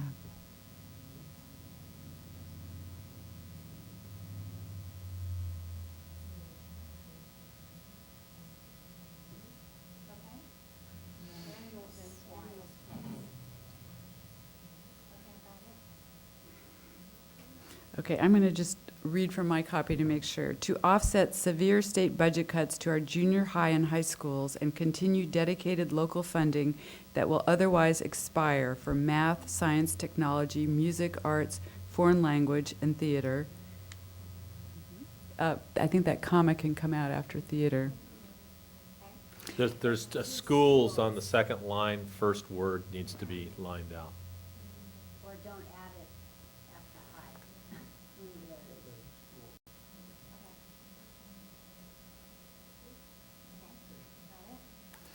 Okay, so a comma after theater. No, that belongs there. The comma after theater belongs, but the one after foreign language goes away.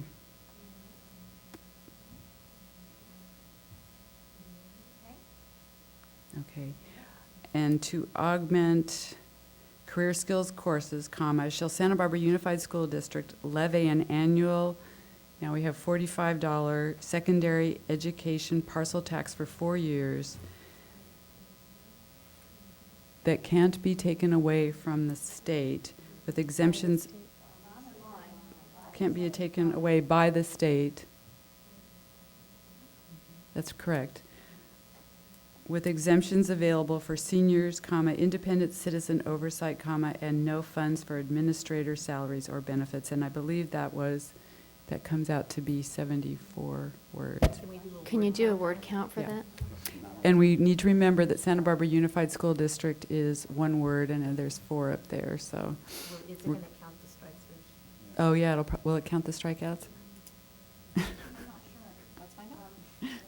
So it says down there that it's 78, and I don't, that's where it's telling you that it's 78 words, but. Okay, so they were at 75, or 74. Good, okay. Phew, all right. The only thing I would point out is that there's an extra quotation mark at the very beginning.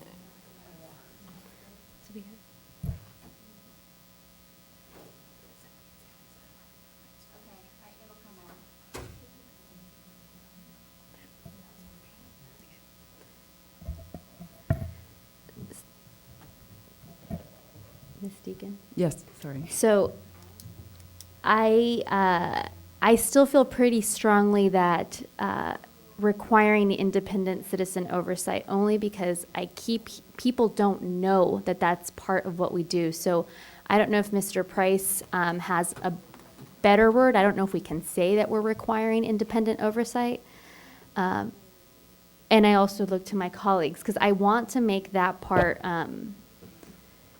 there was a lot of misconception out there that no one's managing the funds, that they're being used for all of these things that they're not supposed to be used for. So I don't know, can we add the word requiring independent citizen oversight? That would make it 75 words, but I'm also open to anything else that just emphasizes that.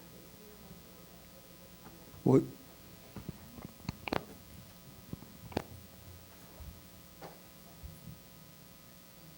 it's not coming on, but yes, you can. You could say mandatory.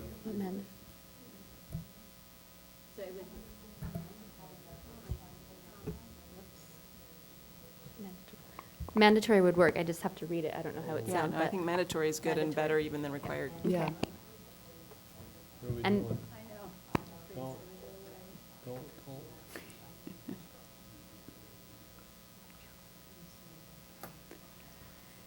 so then that, Last part would read, shall Santa Barbara Unified School District levy an annual secondary education parcel tax for 4 years that can't be taken away by the state, with exemptions available for seniors, mandatory independent citizen oversight, and no funds for administrator salaries or benefits. I Is think the that's board- yeah. great. I think that's great.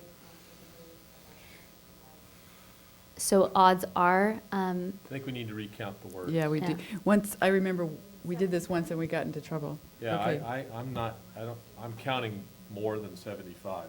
79, it says right there. 79 minus 4, because Santa Barbara Unified. There's one, SD is right? one.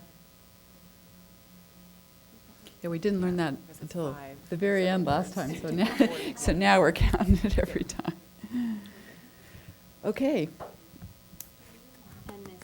Ms. Hall, likely is that I will make that recommendation as the others come up as well, the mandatory. And actually, the elementary one is even shorter, so we would be in good shape with that. Okay, so we will have to make sure that this is reflected appropriately in the resolution language, any changes that we've made. Mr. Price?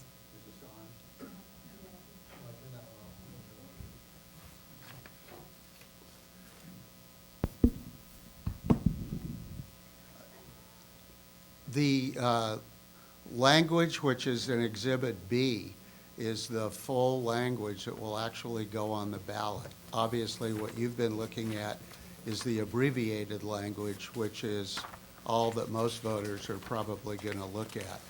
But Exhibit B has been additionally revised from what was in your board packets to attempt to coincide with the version that Susan, with the help of others, sent out earlier, but has not been updated to revise, to include the changes that were just made. So you may want to look at that. That's Exhibit B.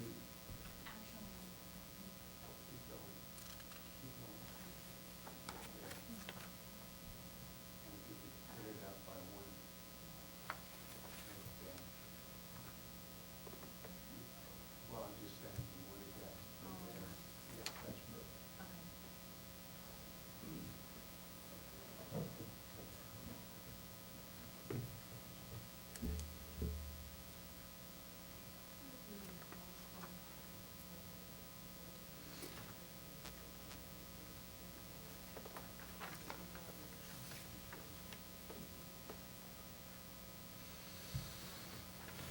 So we're okay with this, and make all the changes? I think we're fine with that. So let's scroll down to the bullet points that Mr. Price was referencing. We'll change Exhibit A to reflect the changes you made in the resolution. Okay. Okay, so you've got that already in there, augmenting career skills, that provide job readiness. That's good, because then we're not duplicating the word career. We've added benefits. Mr. Herron? I have communicated with Dr. Cash on this, and I still have a question. The very first bullet point, and remember, this is at the $45 number, it says maintaining and protecting math. Can that be inferred to mean, since we started with 2008, that we're saying we're going to maintain the 20-to-1 in ninth grade math?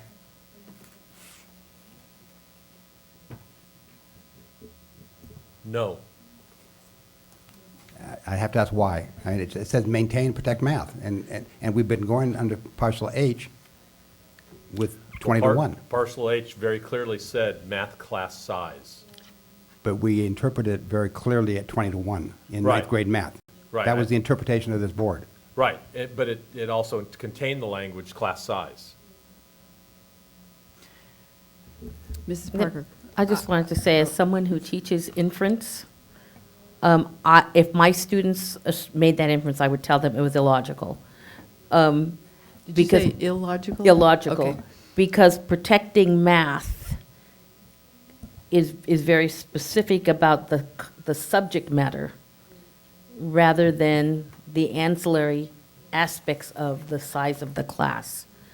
We're saying protecting math, protecting science, protecting technology education, and those are the subject matters, the disciplines, rather than how we will deliver them. So I mean, I think we can't guarantee that nobody's going to make a faulty inference, but I think we are stating it accurately. Well, at 43, we had math and science materials called out. At 45, I'm assuming we would be able to provide perhaps some of the tutors that we had originally hoped for at 54. I just wanted to make it very clear and be of record that we're not talking 20 to 1 in math. And if that's the understanding and that's how that interpretation is, and you may not be here to defend it, but we'll call upon you to Thank make you. that illogical or logical argument. Well, I also think because of the fact that it's a clear change in the language, so that would indicate that we had a change in intent. Ms. Deacon? Dr. Cash. Mr. Fine, Dave's fine. The language that we have is, and this is littered throughout our literature, is the funds are being used to supplement math, science, and technology education, music, arts, and theater programs at the junior high school level, foreign language at the secondary level, and restores ninth grade math class sizes. So I think that's very different than that language. Well, and we're saying it now. I think last time the videotape was watched, but also we're describing how we will spend it going forward, and that will certainly be part of our messaging. Okay. All right, so it looks like we have brought those together so that they're in alignment, correct? I'd just say we could go ahead and put the different number and the rate, but that's about it.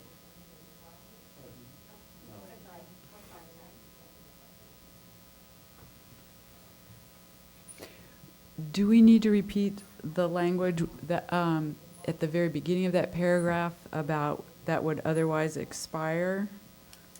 That will otherwise expire?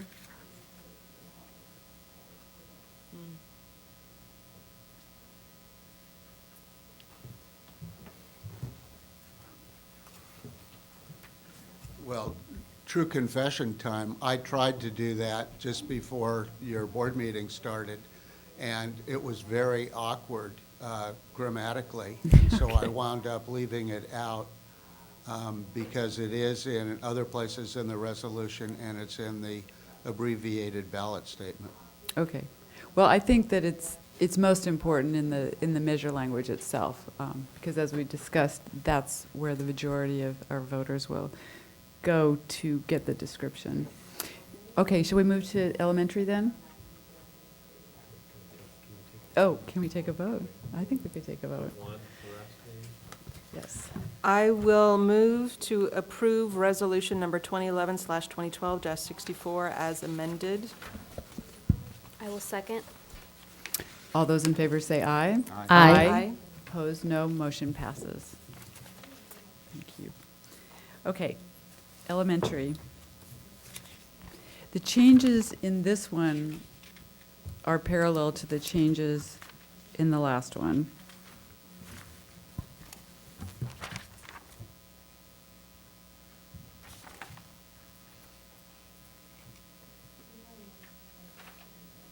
Can you make it bigger? Thank you.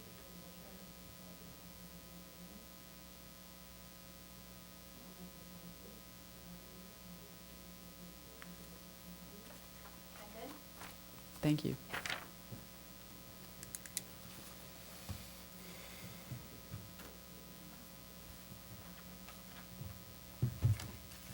Okay, so where the first change would be is, shall Santa Barbara Unified School District levy an annual, third line in the middle, after the word levy.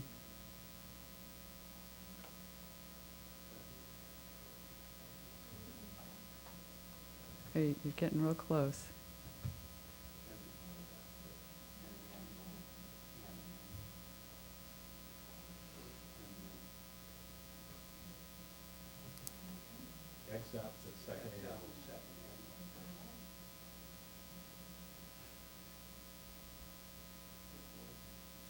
And then we'll add in the mandatory citizen oversight.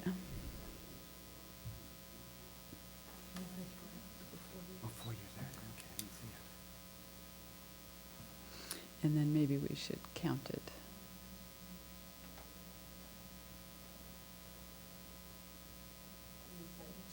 Okay, so we're in good shape. And I would just like to say, I think short is sometimes good, so I don't feel compelled to add to this just because we have a few extra words. It's like a puzzle, you know. We're just trying. Okay, shall we look at the bullet pointed items in the resolution exhibit?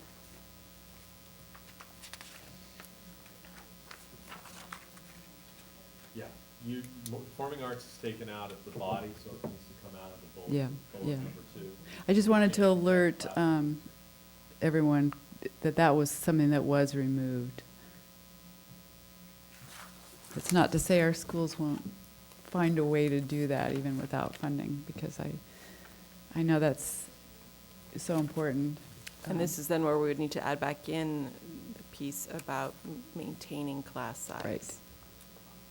Or helping. Help maintain class size. class sizes.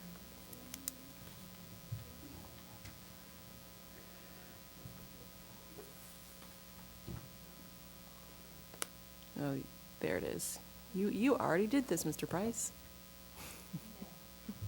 So in the body of the resolution, I made the conforming changes, but did not change the same bullet points in Exhibit B. So if you work off these, you'll be closer to the finish line, I think. Okay.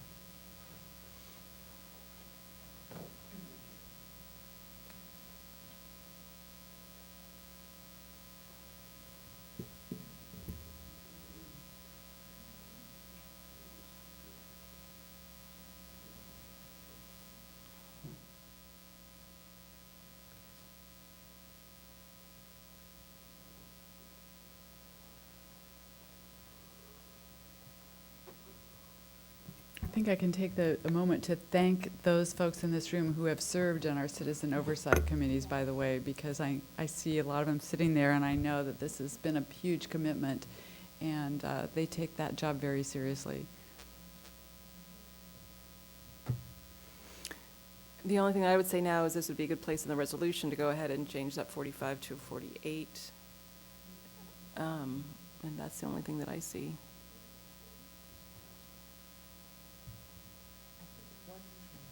It was changed in, you change it in Exhibit B, but not in the, so stop right there. Whoa, you passed it. There it is.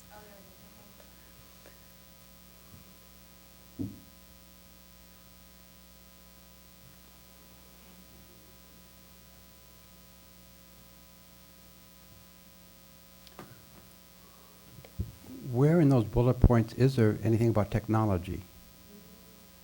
I think it's the second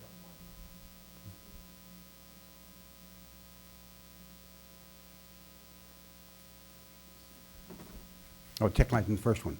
Okay. Yeah. Okay.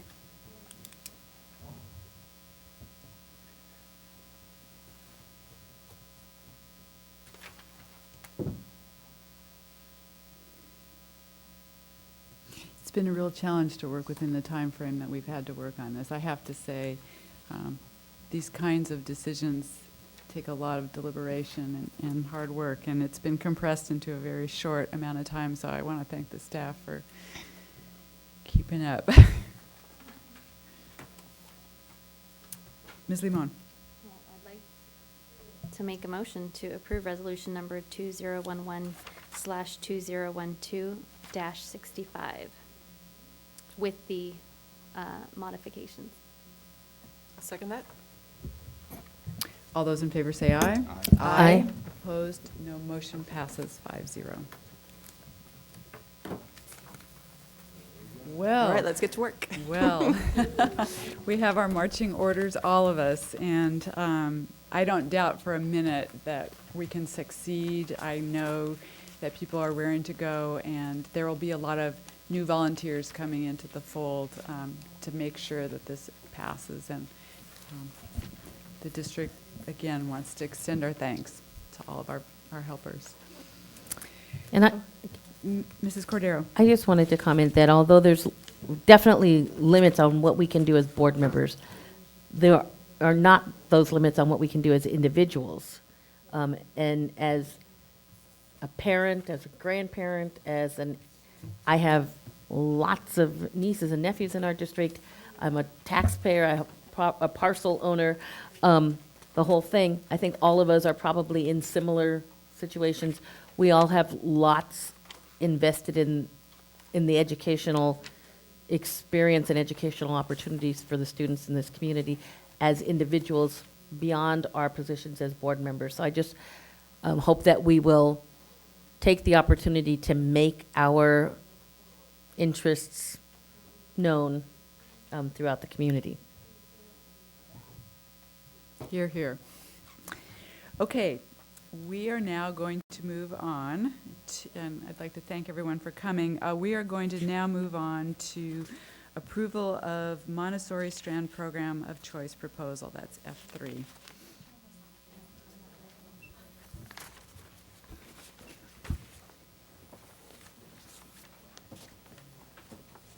Okay, you have in front of you, I hope, with our new electronic version, the proposal from Adams School to go forward after a pilot this first year of children in grades 1st through 3rd grades participating in a Montessori-type strand in the classroom. We have our principal, Amy Alzina of Adams School, left in the audience to talk about the Montessori proposal.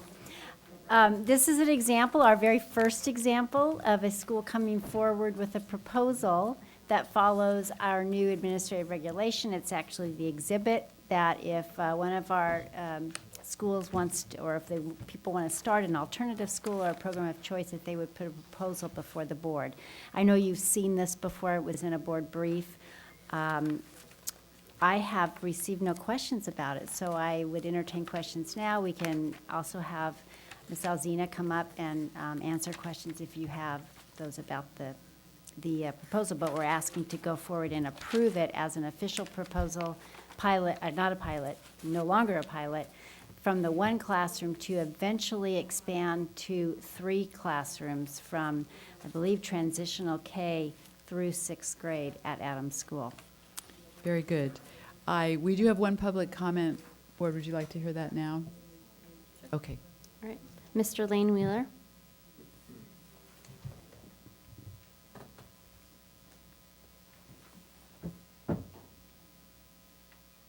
Thank you, Elaine Wheeler, speaking as an individual. A couple of things that I'd like to call to the board's attention. The document that you've asked us to justify how this is meeting the district's vision and goals and objectives, and I'm wondering how this is doing, what this is doing additionally or in a greater fashion than the existing program is doing. I don't think that's ever spelled out in the proposal. It simply says it's a fast-growing program. I have a lot of Montessori training. My original teaching position was in a Montessori classroom. I'm very fond of the methodologies, but I'm not seeing the connection in the proposal. Put on a different hat for a second. I think there's some contract issues, but that will need to be resolved that are not a part of the proposal. Only if the proposal is passed will those come into play. I do question the value of a 1-4 classroom, grades 1 through 4. Having taught in a 4, 5, and 6 classroom, it is difficult to present that kind of curriculum. And as I read this, the grade would expand 1 more grade and be a 1-4. I think with the level of sophistication that our students are now experiencing, that to ask one teacher to try to provide that much curricula is going to be a very strong challenge. If you look back at the site site budget, $18,000, I believe, is the amount, was allocated for supplies and materials to staff this classroom, so money is coming out of the site. The school site council has a mandate to improve student performance, and I don't know where the statistics are that indicate this program has, in fact, improved student performance. Grades 2 and 3 would be tested on the CST, but those results won't be had until August or September. So there's no information out there that would indicate that this is the magic bean that makes this program really valuable. Once again, it's I think questionable to take a one-year program that's been piloted and has obviously been given, I think, enough materials to succeed, then to make it a permanent program. We just heard that we're $1 million short, and eventually 30 these programs seconds. come back to general fund monies. And I know right now it's not, but it certainly has enough earmarks that indicate that there will be general fund money coming there. So once again, speaking as an individual, not as president of the SBTA, but asking you to resolve those questions and to move judiciously before expanding a program in a budget situation that is contracting. Thank you. Thank you, Mr. Reeler.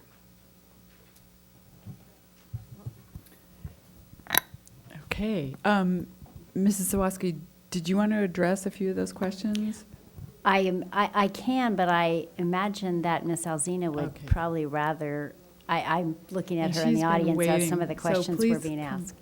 Come on up. I will say that these are not new students. These are students that are at Adams School. I mean, there may be transfers in as any program of choice, but those would be monies that we get through revenue limit. So it's not additional costs in that regard. Okay. Where would you like me to start? Well, there was a discussion about a 1 through 4 combined classroom. Does that, in your experience, do you feel that the students are at the higher end of the grade levels will be well served? Most definitely, and I'll start from the words of pediatric neuroscientist Dr. Stephen Hughes, and I think he is a huge advocate of Montessori education. And the connection is, if you want to build a bigger, better brain, it's through your hands. And that's what Montessori education is about. It's not about worksheets. It's about hands-on education. It's about multisensory education. It's about differentiated instruction and challenging each and every child to meet their fullest potential. And that really is what our classroom is about. Whether you're a first grader working at a 4th grade level or a 4th grader, maybe still struggling with some remedial instruction at a 3rd grade, it's meeting every student's needs. And that's really what Adams Elementary School is about, not only in our Montessori program, but even in our general education, our regular classrooms. And this year, having the Montessori program at our site to really show what true differentiation looks like in a multi-age classroom with 1st through 3rd grade students has been a huge eye-opener to our general education teachers as well. And it's really challenged them to meet not only, to meet all students' needs in their classroom with just one age level. Ms. Deacon? Yes. This is exactly the kind of thing we need to be doing at a time like this. We need to be looking at how we can differentiate instruction, how we can provide multiple opportunities to demonstrate success. So whether it's the Montessori pilot program that you have before you today, or it's some other way in which we would look at providing differentiated instruction. It completely, a program like this answers the question, what do you do with diminished revenue? Well, you look to take some risks, you look to find ways which to create classes that where you could have students who are struggling at the higher end and students who need to accelerate in the lower grades.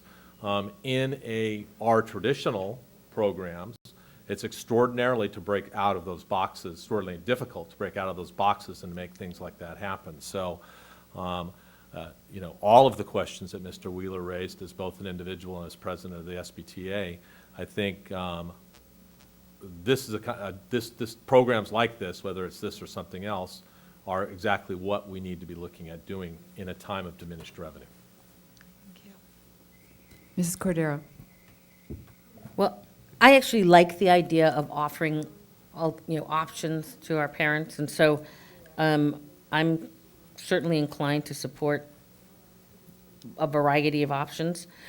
I did have a question, however, in terms of the, in the section where it talked about ensuring, a representation of underrepresented students, and I noticed that it says maintenance of at least 50% English learner enrollment, which, I would definitely like to see that, but I believe your English language population, learner population at the school is a good 20 percentage points higher than that.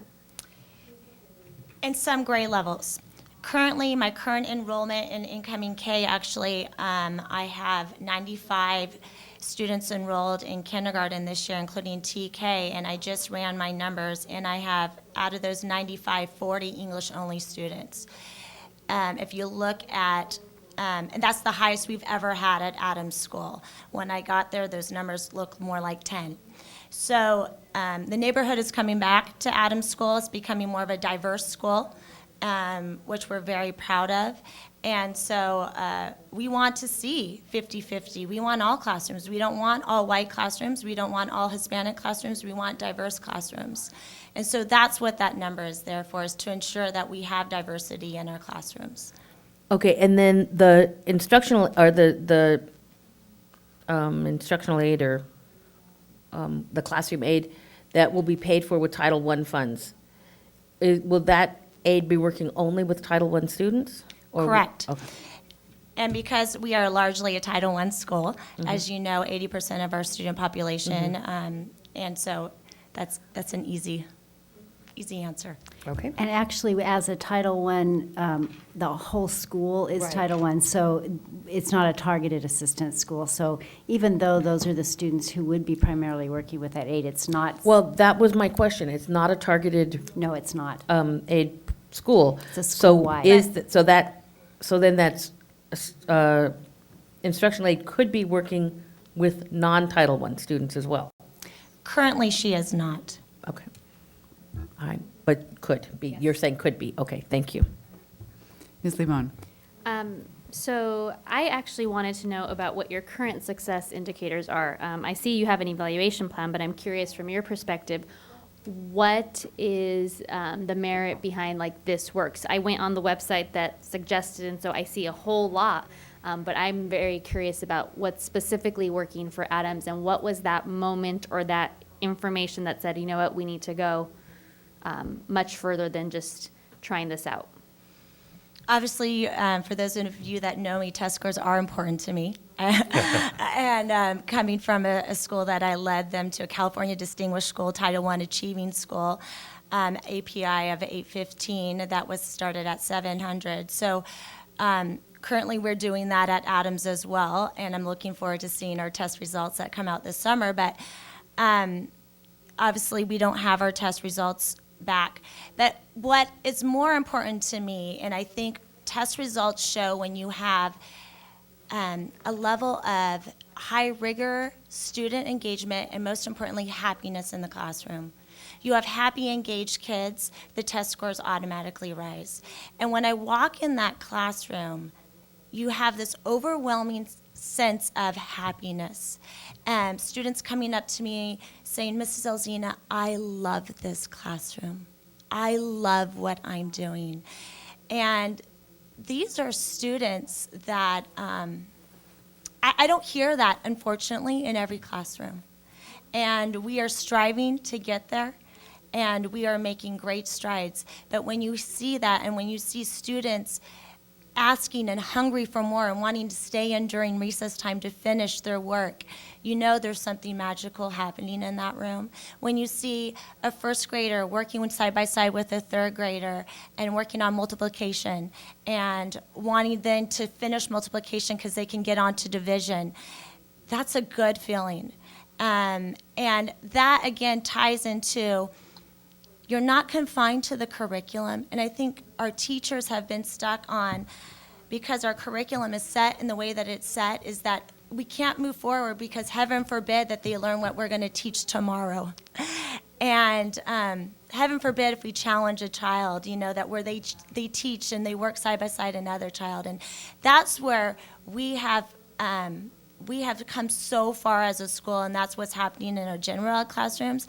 And because of this program, we've done lesson study models where our teachers have observed not only the Montessori classroom, but each other.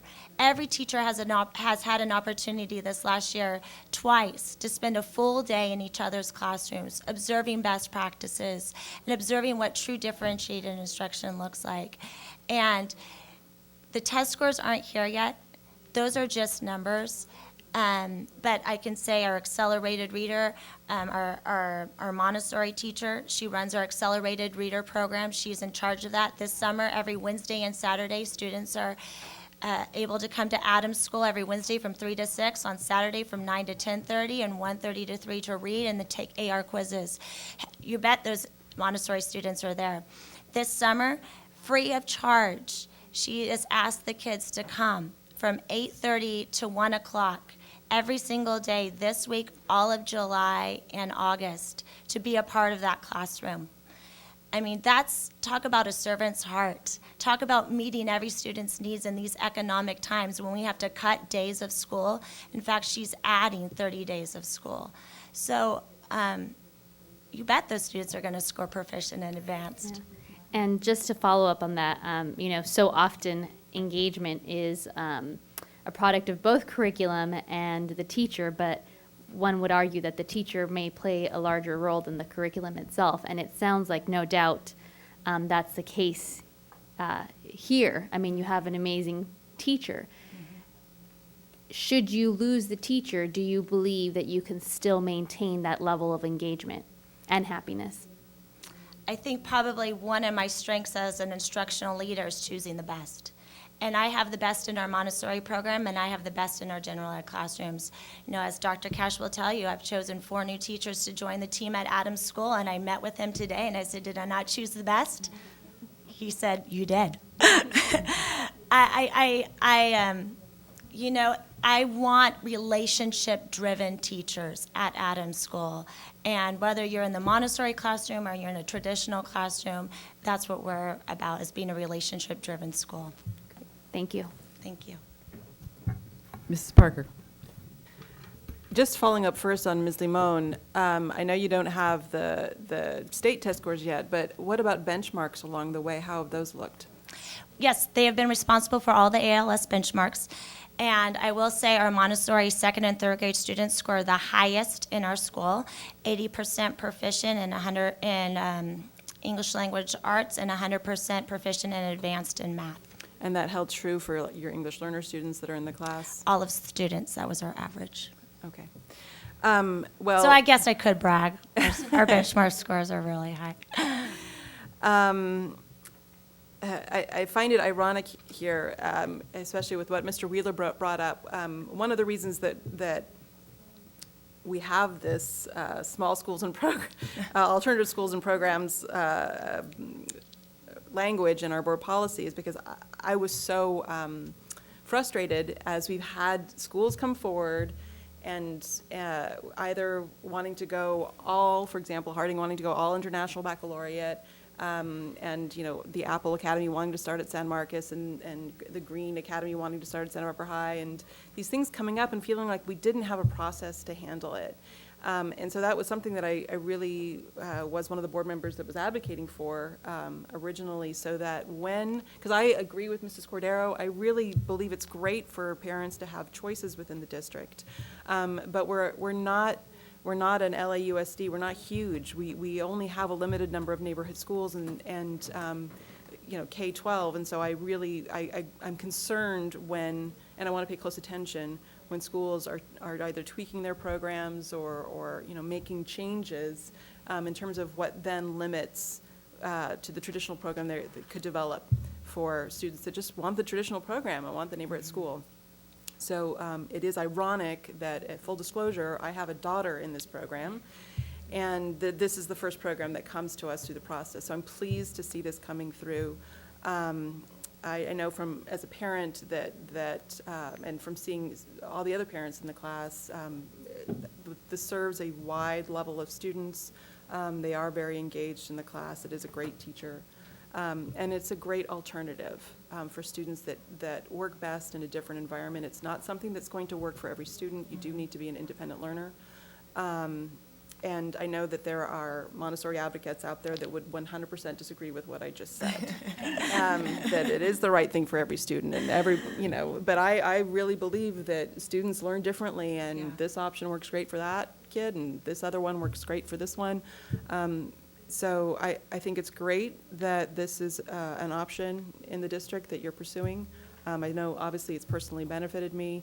The funny thing in the first through fourth grade issue, obviously one of the reasons it's going to be a first through fourth grade classroom is you're rolling up. Economically, you can't just divide off another classroom. There would be a financially detrimental effect. But in true Montessori, if you're in Italy, they run programs for first through sixth graders in the same classroom. And so this is a true Montessori teacher. And so she has been advocating, I want first through sixth, and I don't want to stop at first through fourth. I don't know that that is actually something that will work with parents in our environment, but I just wanted to share that she's very much in favor of that.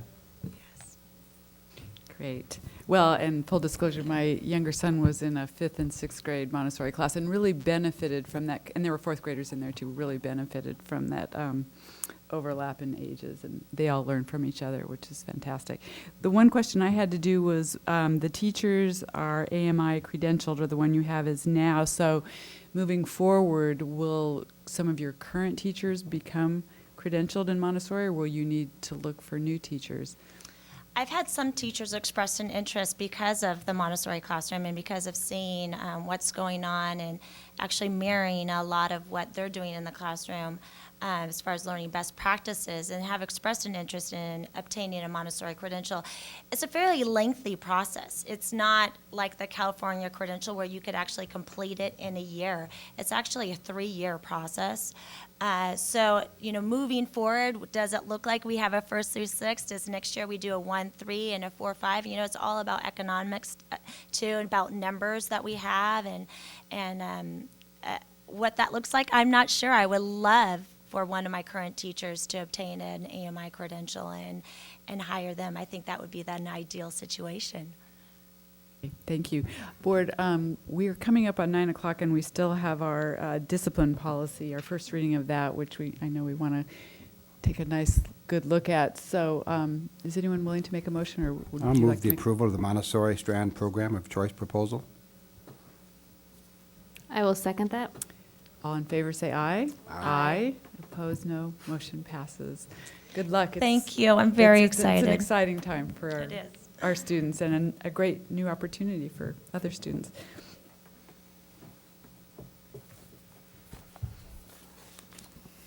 Okay, we're now moving to our conference agenda, and the first reading of Board Policy 5131, Conduct, and Administrative Regulation, and Exhibit 5144. And I see Mr. Sumter is here. And I know Mrs. Cordero was involved in, on the Yes. ground, the research for this, and. That's right, and I'm very grateful for her participation.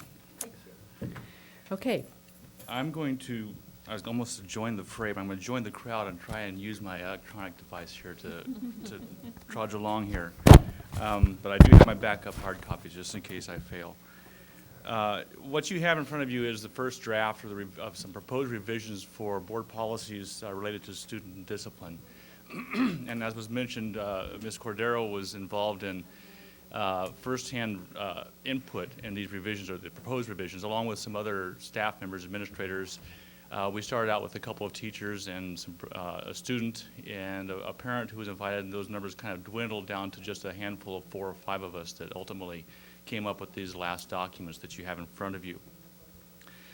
The revisions are being proposed as a way to implement our pilot program for restorative justice at Santa Barbara Junior High School. And this, of course, will be something that will evolve over time as well. The policies may need some additional revisions in the future as we do pursue this project. Well, I hate to call it a project because it's not either a process or a project. It is, as we always have frequently discussed, it's an attitude or a culture change. And so we want to look at it more of an approach to that rather than a program.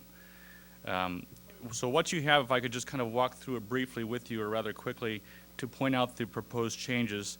In the first attachment, Board Policy 5131, the proposed language change is noted at the bottom of page 2 and the top of page 3. And basically what is there is some language that, I'm going to have to look at my notes here, what I wrote down that I wanted to point out for you. Really develops, or at least points towards the idea that we want to develop an attitude of responsibility and respect in the students. This being the policy, the ARs down the road behind this will, of course, tell you how we hope to approach that and achieve that. But it does include the use of administrative, restorative, and therapeutic approaches, either independently or in conjunction with each other. So you'll see that's noted in those proposed revisions to the language. It's also should be noted that on top of page 3, the language includes verbiage related to minimizing the use of home suspensions, recommendations for expulsion or referrals to law enforcement. So trying to keep discipline at a site-based level and particularly initially at the classroom level by the teachers where it's appropriate. The next revisions that's listed or shown here is in the next attachment, Board Policy 5144 on student discipline, page 1. And there I'd want to note that there's actually some repetition in language that's included there, and I'll point that out to you. But it is noted that the vast majority of discipline issues should be addressed by the teachers at the classroom level. And we find that obviously there's the lower level issues that the teacher can handle through their classroom management strategies. But then we do have the other interventions that I mentioned earlier that include both therapeutic, administrative, and restorative in nature to address that. And that's mentioned in the revisions for paragraph 2 there. And then again, the paragraph 3 for the revision is identical to the one of the previous policy that we discussed. That was on 5144. Board Policy 5144, page 1.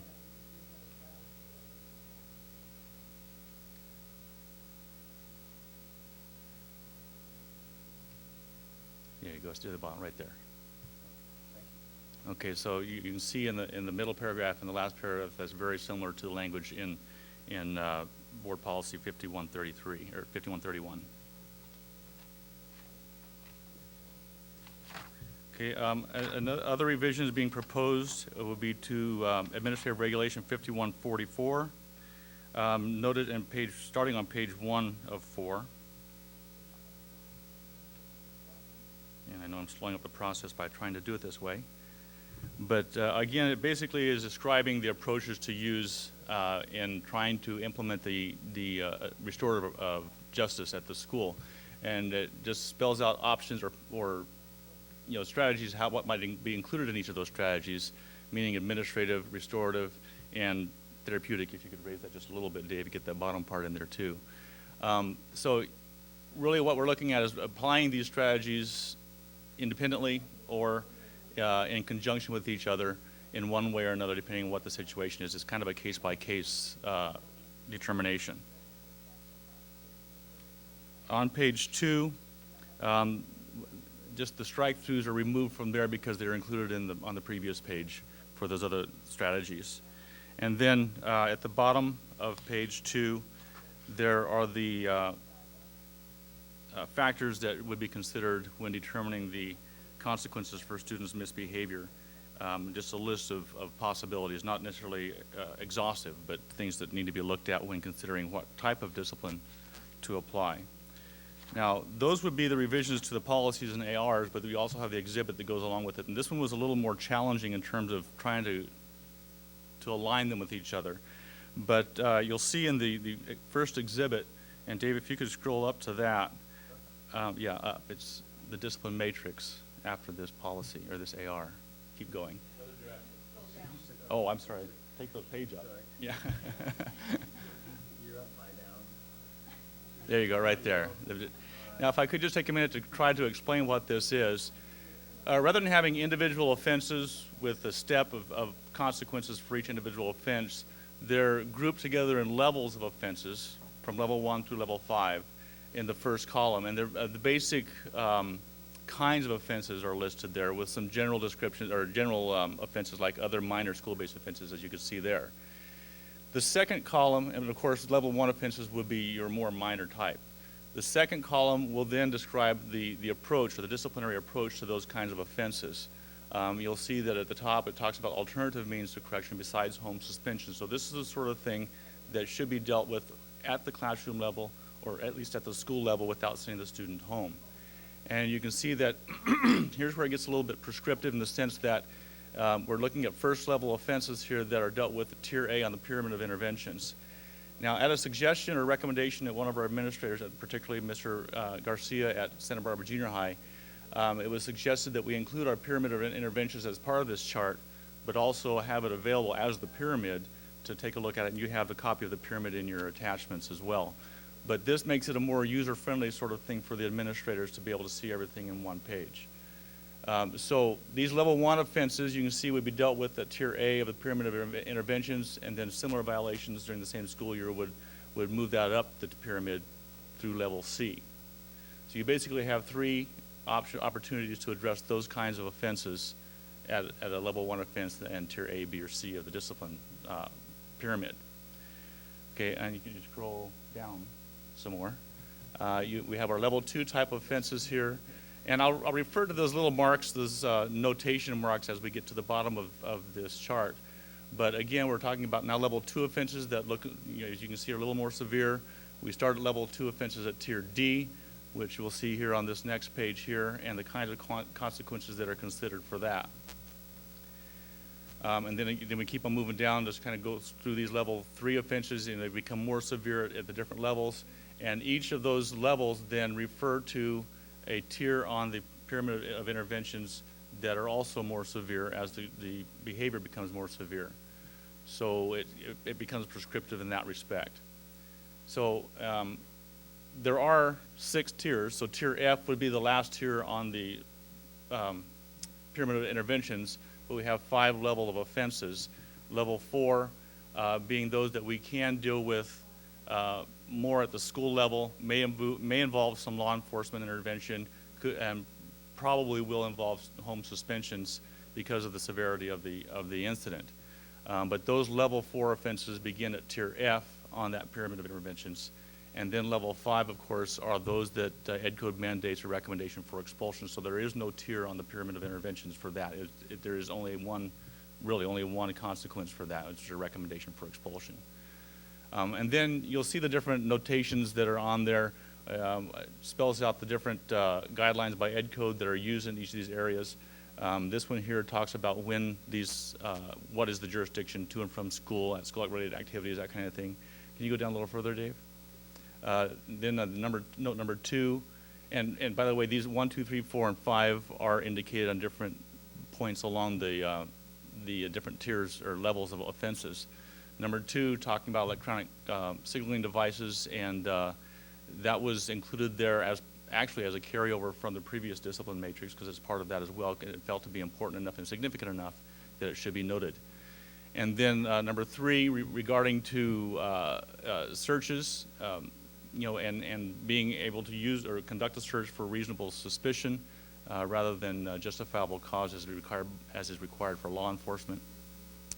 Number 4, specifically mentioning cell phones and computers versus, as opposed to number 2, we're talking possibly about iPods and music generating kind of devices or cell phones that are used for music. Number 5, academic integrity. Again, that is something that is pulled from the previous discipline matrix or 2 because of the importance and significance of it. And then the final ones here, we mentioned ed codes that talk about when law enforcement is required to be contacted. So in the tiers of consequences, we have notation as to when law enforcement has to be contacted prior to suspension, or when law enforcement should be or is required to be contacted within 24 hours of a suspension. So that's delineated within those tiers or levels of consequence or levels of behavior. And then, of course, again, there's possible notification of law enforcement in some cases, not necessarily mandatory, Whereas in one case, such as fire setting, we do have mandatory requirement to notify law enforcement or fire department. So in a nutshell, in a whirlwind, that kind of tells how that's laid out. And you have it in front of you to review a little bit. But I did want to point out that on the next attachment is the actual pyramid of interventions, I think. There you go. As a pyramid, okay? And this is what probably would, or how it would be presented to students, a little bit more understandable to them, to be able to see how this escalates based on the kinds of behaviors that they might exhibit, and it possibly, or maybe not, be removed from the actual chart or matrix. It may be presented to them both ways. That's yet to be really decided, but it's two options of how they might be able to look at what the potential consequences are for their behavior. Okay, and the other attachment is the original or the current discipline matrix that you're very familiar with, I'm sure. But that was there by way of comparison. So having said that mouthful, I'd be happy to answer any questions I can for you. Thank you for walking us through it, and more importantly, thank you for working on this, because it clearly was a lot of work, and it's going to involve a lot of explanation, but you've done a really good job of explaining it to us tonight. Ms. Limon. So I have a few things. I wanted to know what the difference is between therapeutic and skill-based therapeutic interventions. I noticed that our board policy says skill-based therapeutic, and our administrative administrative regulation just says therapeutic. Is there a difference between the two? I really don't think there is, and I think that was a oversight in terms of adjustment between the two. I couldn't define either one for you. Some of this language was actually stolen from the Denver Public School Systems matrix, and so that may have been one of those where the adjustment wasn't made to make them consistent with each other. Okay, so I will note that they are inconsistent, and the board policy and the administrative regulation, so that they should either say therapeutic or skill-based therapeutic. I wasn't really sure what the difference was. On page 2 of 2 of 4 in our administrative regulation, we 5144. I had to take notes on a separate piece of paper. Where towards the bottom, you list 1 through 9, and you have, and these are when determining consequences for students' misbehavior. So, one suggestion is that maybe those should be not numbered, but actually have letters, because it comes right under 4. So instead of 1 through 9, A through whatever letter. But the second one, I have a question about number 5, level of parent/guardian cooperation and involvement. Can you give me an example of how that can work for or against a student? It's because this particularly talks about determining consequences. So, right. Well, many times we run in some of this in terms of restorative justice or restorative approaches to discipline. You want to have these, and Ms. Cordero, you might help me with the terminology on some of these things, but the group meetings or the pre-meetings to any administering of discipline, and the parents are involved in that a lot of times, and should be. So they may or may not be willing to cooperate in those meetings, but you might be able to gain some insight by a meeting with just the students. So you want to consider whether or not the parent's going to cooperate or participate effectively or productively when you look at how you're going to approach the discipline of that student. So it's not necessarily the parent that's going to be the one dictating what kind of discipline or what kind of approach you take with the student. It's just a matter of how much they will participate or be involved in that process. So the question, or I guess a little bit of a concern in that area, is that I don't want, for example, a parent who has 2 jobs to be penalized for not being able to. So I think there is a difference between their capacity and their willingness. Right. And so as it reads now, it definitely doesn't say anything, but I would hope that the committee considers that, because there are parents who work multiple jobs and don't have, or even one job, and don't have the capacity to take up time off and meet during the 8 to 5 school day or work day of sorts. So, Can I interrupt for just a second? Because, Mr. Sumner, this is one of the areas where I had a comment as well.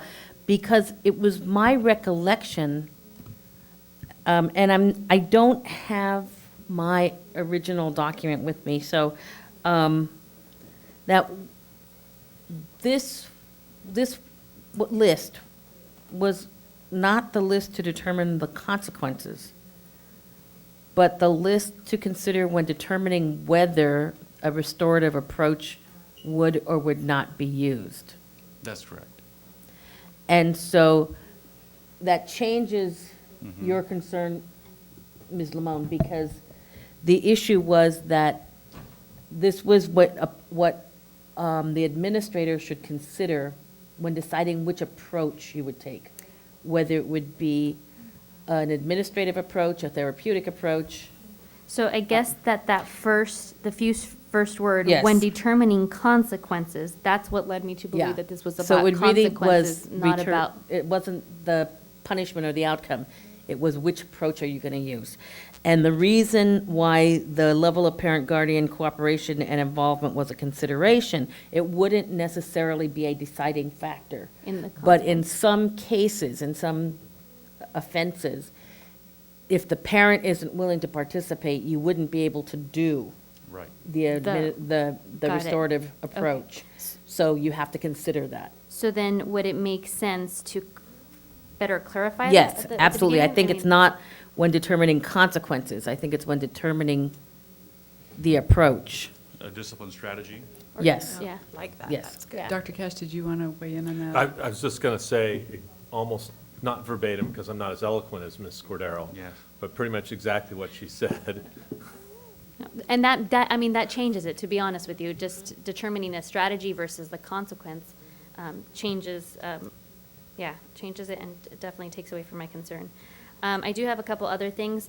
You know me and my fonts. So in the matrix section, I do note that tier D differs in font, that box, than the other ones. And I just wanted to know, how did the committee decide really on their own how each of these elements, or what elements were going to fit into each tier, or was it really mostly driven by, I think some of them are ed code, but I wanted to know how you got the line items It was under a each combination tier. of both. A combination, It was a okay. combination of both, yeah. Some of them are ed code driven. Some of them are actually taken verbatim off the old matrix and just interjected into this. But some of them were moved around also, where we thought maybe more of a restorative approach would work at the lower levels than for the more severe consequences. So it was a combination of all of those. Okay. And would there be an opportunity, I guess all policies can be revised, but as restorative justice is being rolled out, to Definitely. figure out, well, maybe this is not the right one, perfect. Most definitely. This Yeah. has to be an evolving document as we change the culture. Great. And then lastly, Before you move on, can I go back to the font question? Yes. I did not find it, which one you were referring to. So I can make- tier D, Tier D. or at least the copy I have, tier D is a different font than every other tier. See right there? And it's not up there. Wow, okay. See? I'll- Oh, it changes? Maybe. Well, that's what my So It is different on ours. on ours, it's different. It might not be different on yours. On ours, it's different. We just might want to double check that. I made a note of that to check it. And then lastly, again, in the level of offenses,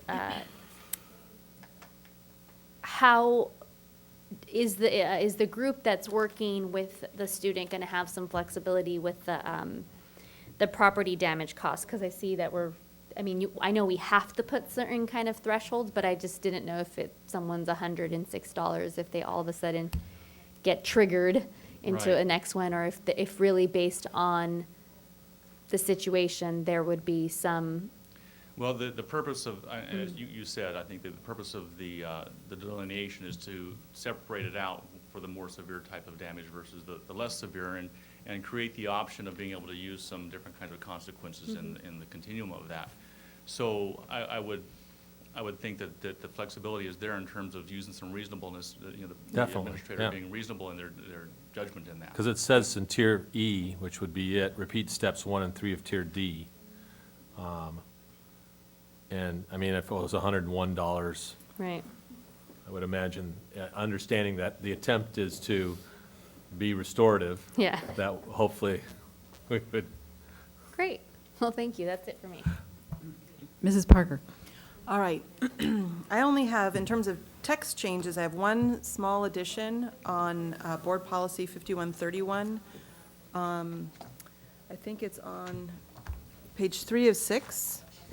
Under where it's, there's a bold title that says possession, use of cellular phones and other mobile communication devices. When you come down, there's 4 paragraphs there. On the second paragraph, the second to the last sentence, where it says, the use of such devices shall not disrupt the educational program or school activity and shall not be used for illegal or unethical activities, such as cheating on assignments or tests. I would like to add the words such as teaching, such as cheating on assignments or tests, or unauthorized audio or video recording. Just, it's something that we've talked about. I'd just like that to be in the language of this board policy. Then the only other thing I want to talk about, it's actually big, and it's the 5144, the discipline matrix, the new exhibit, in the sense that when I look at that, I love that we're going to the restorative justice model, and I love the new language that's going into the board policies in AR. It's flexible, it's transitional. But to me, this matrix has jumped way forward into restorative justice, where we only have one school piloting it. And my concern is that, and I'm disappointed that Mr. Wheeler is not here from the Teachers Association. My concern is that at the schools where the teachers have not had training, right now, if they have a kid that comes in with a dress code violation, they say, oh, off you go to the principal's office. Or if there's a cell phone, oh, I'm taking the cell phone, putting it in the desk, I'm going to take it over to the principal's office, or the principal's going to send a runner over to get this and put it in the desk. New Tier A would have it, the student is allowed to tell his or her side of the story. They're going to counsel with the student. They're going to be keeping records of the interactions that they had with the student. And I'm worried that teachers that don't have the training will suddenly feel like, what is this? We haven't talked about this. This is not, this is not current policy. What this is being dumped on us, what? And I feel like this document needs to be much more transitional, more of a synthesis, so that this is a possibility, that if you're doing restorative justice, that you can do this, and as the teachers get more training, we can add it on. But for the schools that haven't switched yet, or haven't made the change yet, that they also have the possibility of still using the existing discipline process as they learn about and make the transition. So that's something I'm worried about. Well, and you're right, it is kind of a logistical issue in terms of this being a pilot program at one school. Are the other schools only going to be using the old discipline system or part of this? La Colina, for example, started doing some of this on their own even before we did our visit to Denver. And when we came back from Denver, the staff that went on the trip from Santa Barbara Junior started applying it and seeing results immediately. I mean, the day after we got back. And so just having this as a pilot program at one school doesn't mean other schools couldn't use some of this if they're in their applications. But this being a pilot the desire is to get a baseline of information how well this is going to work. Take Santa Barbara Junior High School's data from this year, last year, and the year before, years before, versus what kind of results we get using this for the following year. So is This is meant for Santa Barbara Junior High? primarily, yes. Yes. Yes. Thank you, that makes more sense to me. But I do want to follow up on what Mr. Sumter said, and that is, what will happen is, and what is already happening, is that people are hearing about it because teachers are talking about it and wanting to know more about how they can do that. Plus, in our current system, there are very few things that are mandated. There's a lot of flexibility. We just have created a culture that would mandate a dress code violation, referral to the principal, as opposed to we have lots of teachers throughout our district that would, Ms. Deacon, this is the third time I've seen you with an outfit like that. What's going on? Why don't you come during lunch? Let's have a conversation. So, but the key answer to your question is this is really for Santa Barbara Junior, for us for them to wrestle with, see how it works, get some data. So, Well, that was going to be my comment, that I think it was the intent of the committee that to create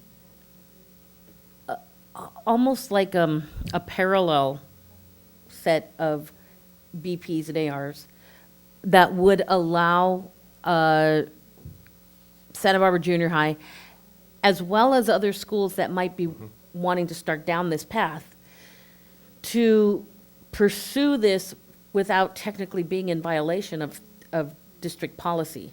So in some of the things that would be part of the restorative model would not be consistent with our current policy. And so I really saw it as, for a while, we will actually have two policies. One for the restorative model, and one is our existing model. The administrative model. And so it'll give the schools sort of the flexibility of kind of choosing which ones, with the exception of Santa Barbara Junior High, which is going to be using the new model. Can I just, I know Mr. Heron wants to ask a question, but I just wanted to follow up on that briefly. So quite often, or from time to time, we have students or families that come to us and say, this was the discipline that was meted out to another student, but what happened to my student was more severe, and there's concerns about things not always being uniform in terms of execution. Because we're going to have one school that is moving down this track, how do we respond to people who say, you know, if my kid was at Santa Barbara Junior, this wouldn't have happened to them? Well, I would say the key component is going to be communication and consistency within that school culture. So the principals are going to understand that as we are moving away from our zero tolerance approach, that they're going to need to be constantly communicating, here's what's happening in our school, here are the consequences for this behavior. So that, and I think they need to be clear that, you know, we are moving away from this, but as we are transitioning, here's how we're working through the process.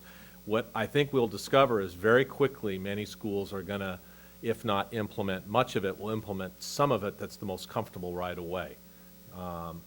But the key thing will be clear and consistent communication to parents before school starts and throughout the school year. I think we'll still get issues of what you just said. If my student had been at Santa Barbara Junior High School, this never would have happened. I can tag on to that a little bit in terms of the day after we returned from Denver and visiting their program there, and Santa Barbara Junior High staff began applying this immediately. There was that kind of response from one of the parents of the children that was being disciplined, where they would compare the two, where this may have happened before and such happened as discipline. Now this happened again and something different is happening. So the question of consistency was raised there. But when the administrator so aptly explained to her, the mom, what the issue was here and the move to restorative approaches, she was very understanding of it and actually was considering being a part of our committee to develop these policies. So there was good buy-in, good understanding, and on the part of the administrator, a good explanation of the process. Good, thank you. And Mr. Garcia has also indicated that he plans to put that in writing in the student handbook to sort of give people a heads up that what is going to be happening this coming year might be significantly different than what has happened previously. Good, thank you. Mr. Heron. Yeah, I'm just curious. So we changed the board policies and the ARs that affect everybody. What's going to stop parents from all the other schools saying, why isn't board policy being followed? Well, I think that was kind of addressed a little bit earlier in that this change or these revisions are specific to Santa Barbara Junior High pretty much. And so if the other schools would, I mean. This is board policy. Pardon me? We're rewriting board policy. Well, I think you can have parallel board policies. I mean, you could clearly say this section is intended for the restorative justice pilot currently occurring in Santa Barbara Junior High School. This section is. But that does, what's before it doesn't do that, does it? No, I mean, but we. No, I'm just wondering, to me, okay, but if we follow through as is, we're changing everything, but we can't live up to it anywhere other than. Well, our plan is not to do that. Okay, I didn't know that, okay. Our plan is, clearer. More clear? Clearer is good. See, it's almost 9:30. Okay. When we bring it forward for action, it'll be more clear. That this is intended, these changes are intended only for Santa Barbara Junior High School. That clears that up, then. Thank you. I'm sorry that we didn't do that in this. No, and I think it's important for us to just all realize this is the first reading. I know we're going to want public feedback on this, and I'm sure we'll have it come back to us. One question. Yes. How large was the group that did this, and what cross-section of our schools? Well, I invited staff, administrators, teachers, and parents from across the district, from elementary to high school. Like I said, it dwindled down to a handful at the end, and by the final meeting for this draft here. But it was from across the district at different all levels. What did it start out at, and what did it end? We had about 10 or 11 members that were initially invited, including students. There was a student who was invited from Ismail's program. He opted not to attend. There was also a student, I think it was from Dos Pueblos. I can't remember, Ms. Cordero, if you remember, but one of the students in some of their academic programs that are of the higher levels. So we had an input of a cross-section of students that way. So yeah, it was a pretty good cross-section, I think, and that could confirm that I'm sorry, Ms. Cordero, that it confirmed that. And that is okay. Initially, it was a pretty good cross-section. Ultimately, by the time we got down to wordsmithing the documents, it was primarily representatives from Santa Barbara Junior High. But there was at least one representative from another school. And so, it was still represented administrators and counselors, I think. I was there, so a board member. But by the time we got to the wordsmithing, it had become a fairly small group. As we move forward, the plan clearly is to get as much input, and part of the rollout will be to have staff from Santa Barbara Junior High engage in a structured conversation with staff and administrators from our other schools about what's working, what's not working, how does this work for you, here are the strategies that I've used, so that you have teacher talking to teacher, administrators talking to administrators about what it looks like for them, kids talking to kids. I would just think, before we actually vote on it, a wider distribution to interested parties would be appropriate. Mrs. Parker? Yeah, piggybacking on what Mr. Herron said, I agree that it'd be great to get the feedback, knowing that all the principals have talked about it and that they've had a chance to talk with their staff about it. But I wanted to say that I really feel like this BP and AR, even as it is a good transitional document that does not necessarily need to be called out that this area here, this piece is only for Santa Barbara Junior High, because all of our schools, even without training, I know all of our administrators at all of our schools are doing restorative pieces and therapeutic pieces. And so I think it's okay to have that language in there as an option for all the schools, knowing that, I think the matrix needs to be clarified. But sometimes, if you're not talking about a level 4 or level 5 offense, in this document, the administrators are already using, and teachers are using their own good judgment much of the time, and this just makes that clear. Thank you. And I appreciate so many parts of this. In particular, one thing I wanted to call out was the in-school suspension part, because I'm really glad that we're keeping students at school rather than sending them home when we can. I guess my question is, what's the capacity to do that? What does that look like? Who staffs it? We're currently staffed to do that, and we have been. It's been underutilized. So where do the students go? I mean, there's a classroom and Yeah, they spend time with, yes. with a teacher who's... Yes. Okay. Great. All right. So moving forward, I think just the things that I will want to know more about will be the training part for teachers down the line. I know that the ones at Santa Barbara Junior High are becoming immersed in it, but clearly we need to make sure that the teachers at the other schools have the adequate support so that suddenly when it falls to them to do some of these things, they feel comfortable doing it and can do it well. Right, and I know that there's not only interest from the trainers out of Denver, but there's local nonprofits Yeah. that have a great interest in this as well that could provide some of that if that's the way it works. Great. Okay, well, I know we want this to come back, but thank you for your great work. I think that probably, have we given you any sufficient direction? Yes, you have. Thank you. I think I can pull this together. One of the issues that I want to clarify about it, though, is that in order for this to get off the ground, we're going to need to get it approved so that Santa Barbara Junior can have it in place when they start their training. So I realize there's only one board meeting, formal board meeting left before then. We'll certainly send it out to everybody tomorrow and get as much input as we can from we'll send it to SBTA, we'll send it to everybody.